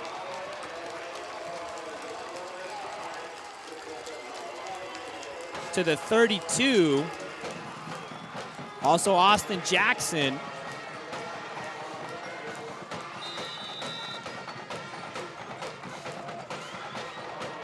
A pickup of about 21 by Boyette. Looked like he had a chance to make it even a bigger run at the start of it. 131 yards on the ground for him. 3 touchdowns as well, rushing, 1 throwing. And so Gorsuch in at quarterback. Boyette's in the slot on the right-hand side. You saw him there for a second. Now he'll go on motion. Fake to him. Croxdale got it first. Croxdale running up the middle, working hard, turning those legs. Croxdale to about the 22, very close to a Napa first down.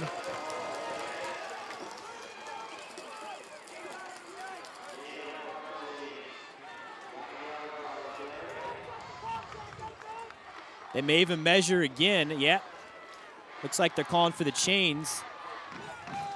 Croxdale so strong. We talked about him in the weight room and what he's able to do. In fact, Napa, as part of their warm-up, hours before the game, they brought weights onto the field, and they had guys out there lifting, a little bit of music going to kind of get them pumped up. I've never seen anything like that before, but it certainly gets you ready. So here's the measurement. The shadow's almost taking over the whole field now.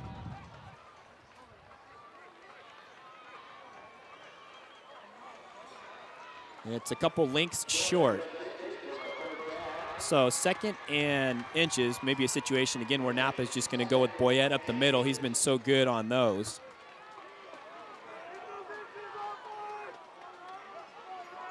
So Napa won a close one last week. St. Mary's has won a lot of close ones all year long against St. Francis, Central Catholic, which really got them going. Also against Lincoln last week, and West to win the T-Cal title. So these teams are experienced, and certainly with guys like Boyette and Croxdale, you know what they are made of. 2nd and very short. 7 minutes exactly to go. St. Mary's 36, Napa 32 here in the D1 final. At Amos Alonzo Stagg Memorial Stadium, fans have witnessed a very good one. It'll be Jake Croxdale. Breaks the tackle and he will score. Croxdale, 22 yards. Napa back on top. And so Croxdale has his first touchdown, his 37th of the season, 33rd rushing. On carry number 20 for him, up to 92 yards. And so it's a 2-point game. And of course, you try and kick the extra point here if you're Napa to go back up by 3. Alvarez has yet to miss this season.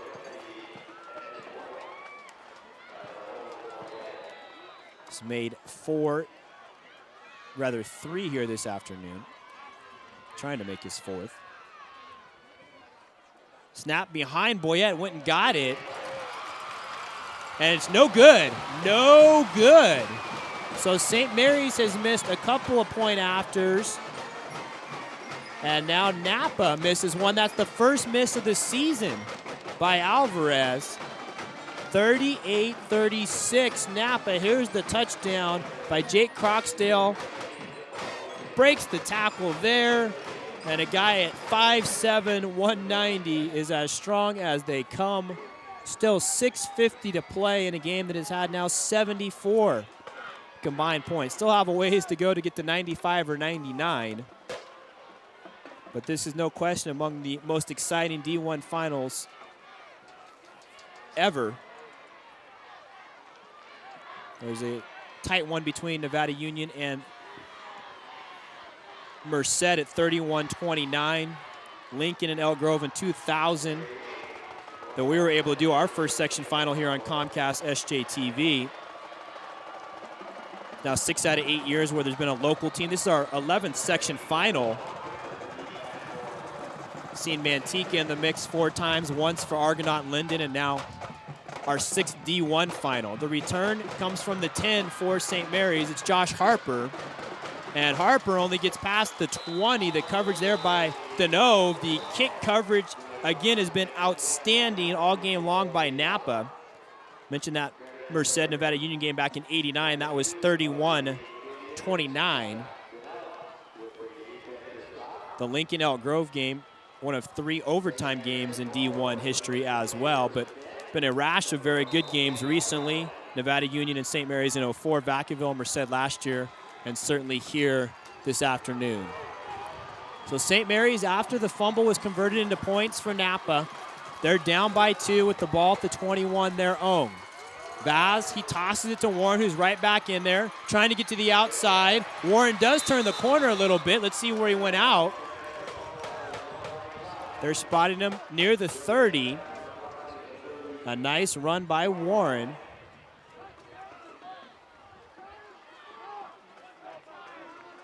Right now, it looks like they're going to give him 8, so 2nd and 2 upcoming. 19 carries for Warren, 124 yards. You see the Rams' offensive line.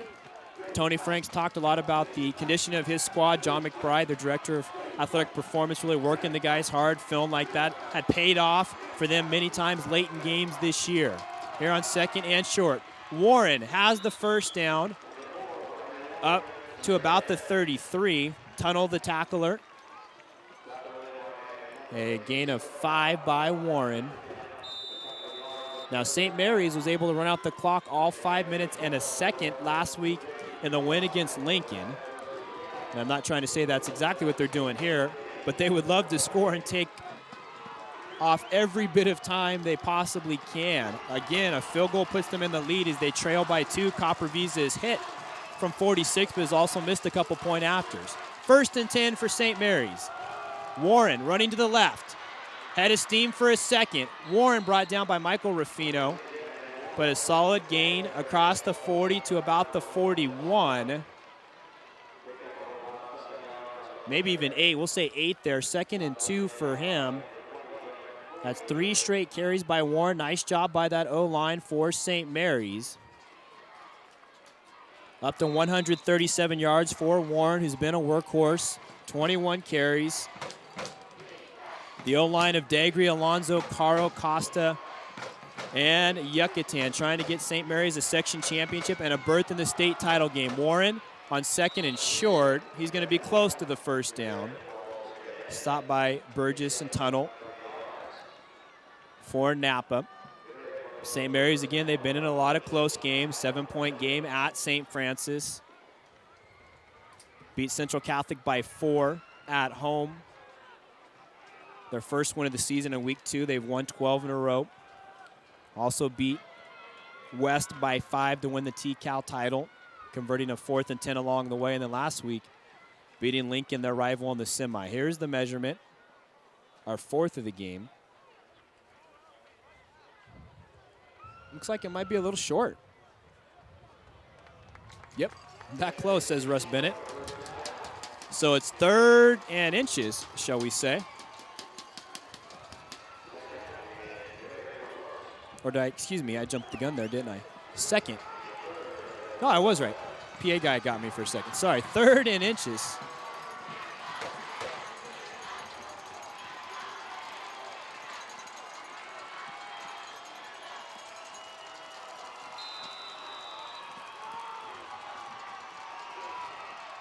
Vaz keeping.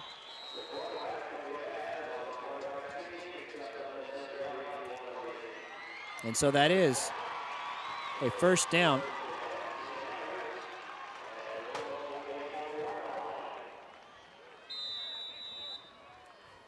So the clock. Right now you'd have to say it's probably a friend of St. Mary's, even though they're down by 2. It's one of those games where maybe the last team to have the ball is going to win. You see the wind, it's been blowing, but hasn't affected the passing game. As Vaz is thrown for 5 touchdowns. 1st and 10. Complete. First down along the sideline for St. Mary's to Pat Jimmerigby. Jimmerigby able to move it up to the 41. Picks up about 18 there. Jimmerigby's 7th catch. 207 yards and 4 touchdowns.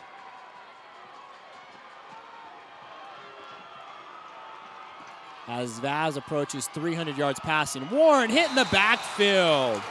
It's Robbie Steen all over it, the co-lineman of the year in the MEL. A loss all the way back to the 46, a loss of 5.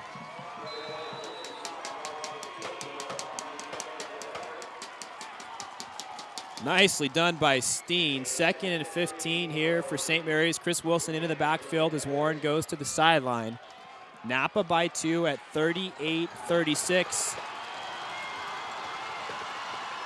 Napa and St. Mary's have both scored 5 touchdowns and had a field goal, but Napa also has gotten a 2-point conversion. St. Mary's has missed 2-point afters.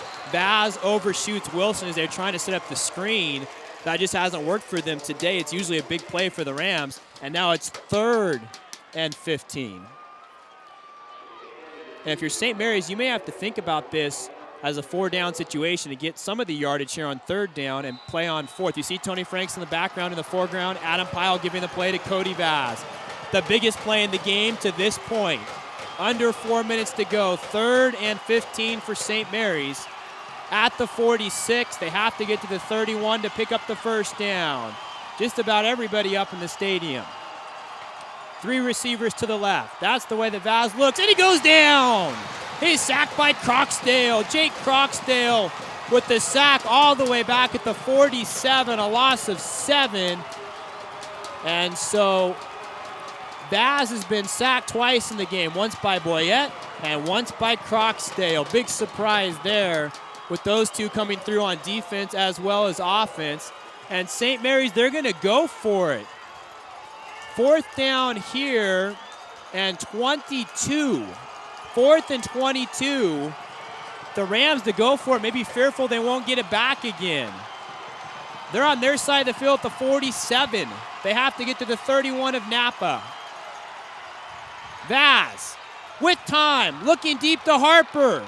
And it's a little long. Piper in coverage as it falls incomplete. And Napa takes over on downs. Well, 4th and 22 is tough to pick up. I certainly understand that St. Mary's, they'd be fearful they wouldn't get the ball back, or they get it back down by 9 with Napa leading by 2.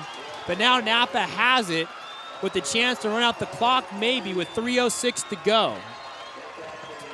Napa by 2, and you can see the darkness of the shadows starting to take over the field. About 95% of the field in shadow as we approach 4 o'clock here on the 8th of December, 2nd Saturday of the month. Final game of the season for St. Mary's if they lose, and certainly for Napa, but one of these teams will be a champion of the section at the end of the afternoon.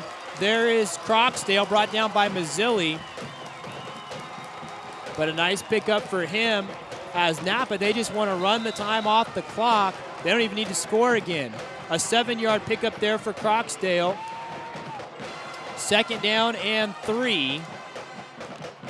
95 yards now for Croxdale. Just had the big sack on defense. 2nd and 3. St. Mary's is going to have to get a stop if they want the ball back, trailing by 2. Croxdale fights for about a yard, and St. Mary's will take a timeout. And that leaves them with 1. 3rd and about 2 upcoming.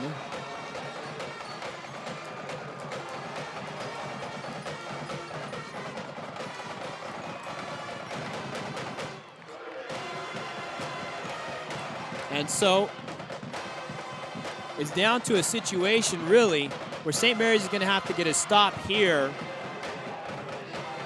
Down to a final timeout. If Napa's able to pick up a first down on this series, you would think they're going to be able to run out the clock. And this has been quite a run for local teams in the Stockton area. 6 out of 8 years getting to the section final. You see St. Mary's winning the title in 04 and Lincoln in 2000. St. Mary's trying to get the championship here, but they're going to need to stand from their defense. And you see in the background the Napa fans, they sense it. The title is very close to their grasp. And what a whale of a game here in the D1 final. Last year's final score was 37-36, Vacaville over Merced. Right now it's 38-36, Napa over St. Mary's, trying to make a back-to-back for the MEL. 3rd and about 2 for Napa.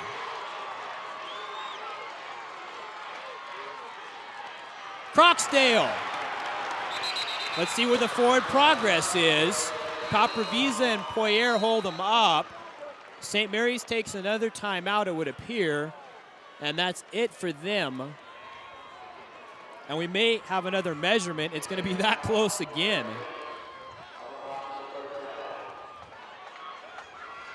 There's Russ Bennett, and I think we are, in fact, going to have a measurement.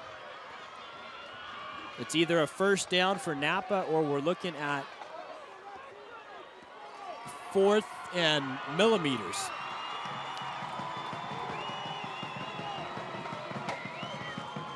Here come the chains across the field.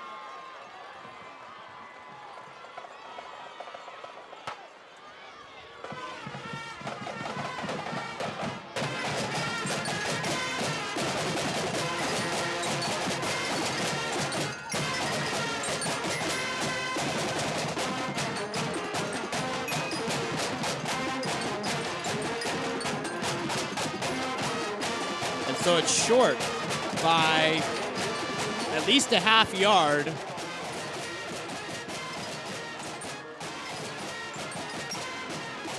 Maybe a little more, probably not quite a full yard. They'll move it to the middle of the field.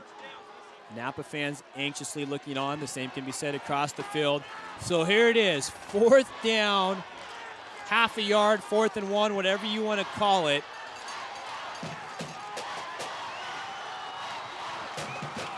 And so I don't know if they ever quite granted that timeout to St. Mary's. I don't believe they did, and now the clock is wound. If you're Napa, you don't want to snap this one in a hurry. You can take some time here. Will Boyette keep it on 4th and inches? He does, and I don't know if he got it. It all depends on the spot. We may even have another measurement. Goodness. Boyette, who had almost been automatic on any short yardage situation, Napa's saying it's a first down. I'm sure they're going to have to measure again. Wow. The measurement does not get any bigger than this. With 2 minutes and change to go.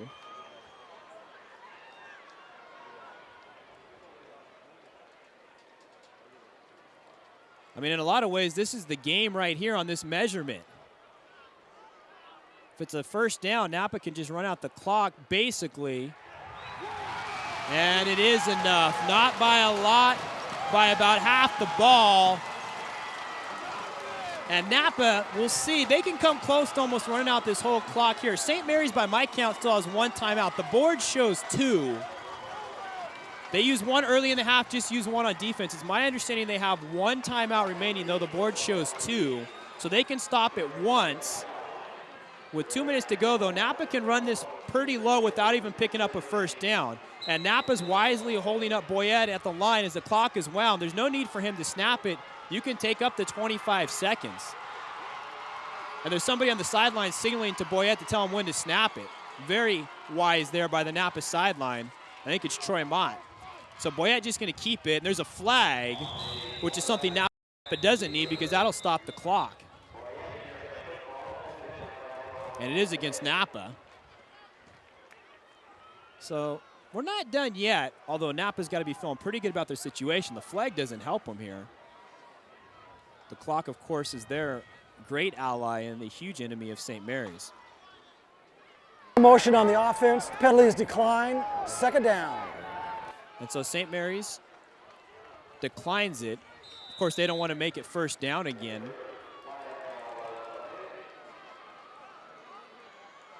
Clock wound and rolling again as Napa can take the 25 seconds here on 2nd and 10. Boyette's in the shotgun, but he'll just run with it. Stays in bounds. Poyer tackles him. Boyette gets about 5. And a timeout taken by St. Mary's. By my count, that's it for the Rams. And so it looks like 3rd and 5 upcoming here. So St. Mary's using the timeout again. By my count, that's it for them. The board shows them with 1.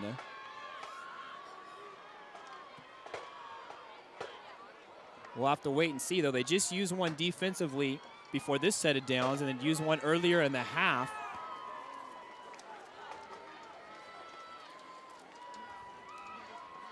Down to 1:17. You figure Napa runs a play here, takes 5-6 seconds, down to roughly 1:10. Then you have another 25 seconds below that, if in fact St. Mary's is out of timeouts.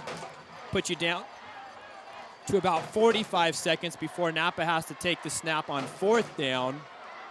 They could go for it then. You wouldn't think they'd try a field goal for fear of a block or anything like that. But clearly a first down here by Napa on either 3rd or 4th down, and this game is over. 3rd and 5 with 1:17 to play in the contest. Croxdale goes in motion. Boyette keeping. And it looks like he'll have enough for the first down. Did the ball come loose? St. Mary's is saying the ball came loose. That's the reaction at least. And no signal by the officials, except for a first down for Napa, and that will be the ball game. St. Mary's thought the ball maybe came out. There's Tony Franks. Wondering what happened there. I didn't see it come out, but there was a reaction by the St. Mary's players as if it did. And now Napa, with the clock being wound, they can just take a knee twice, and that'll about do it. In what looks to be a 38-36 Napa Indians Section Championship win.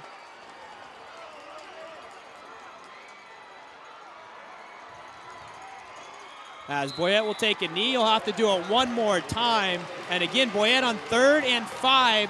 The ball came loose, at least according to St. Mary's. Here's the play. Boyette coming through. Let's see, does the ball come out? Hard to see. There's his helmet. Maybe he was even down. You see the scramble, though. But one more snap for Napa. Boyette, who ran for 3 touchdowns, threw another, and Napa, they are the champions, their first ever in school history.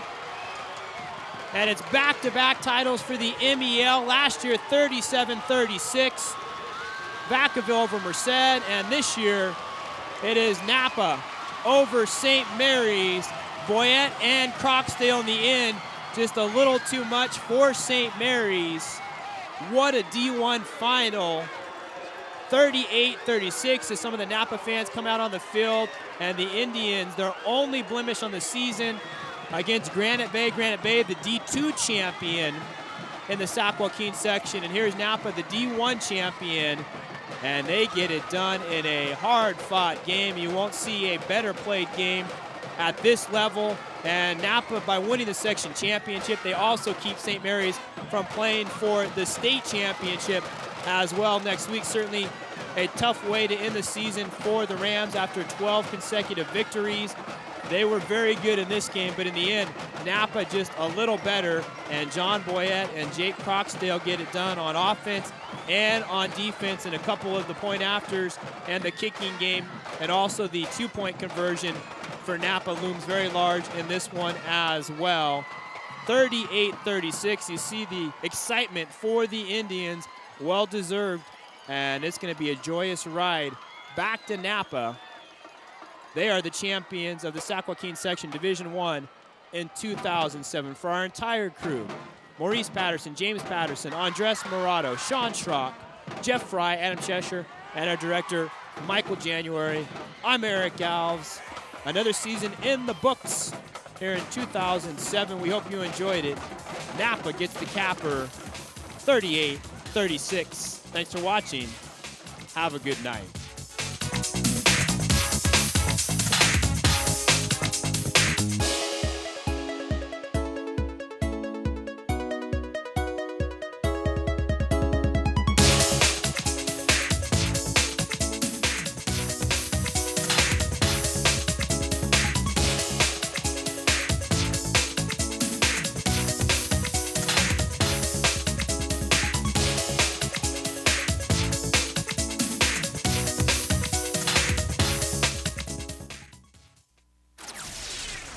This program was a presentation of Comcast's SJTV. San Joaquin Television. SJTV. This program is available on Comcast Digital Cable On Demand. Go to Channel 1, then the Get Local menu to see this program free.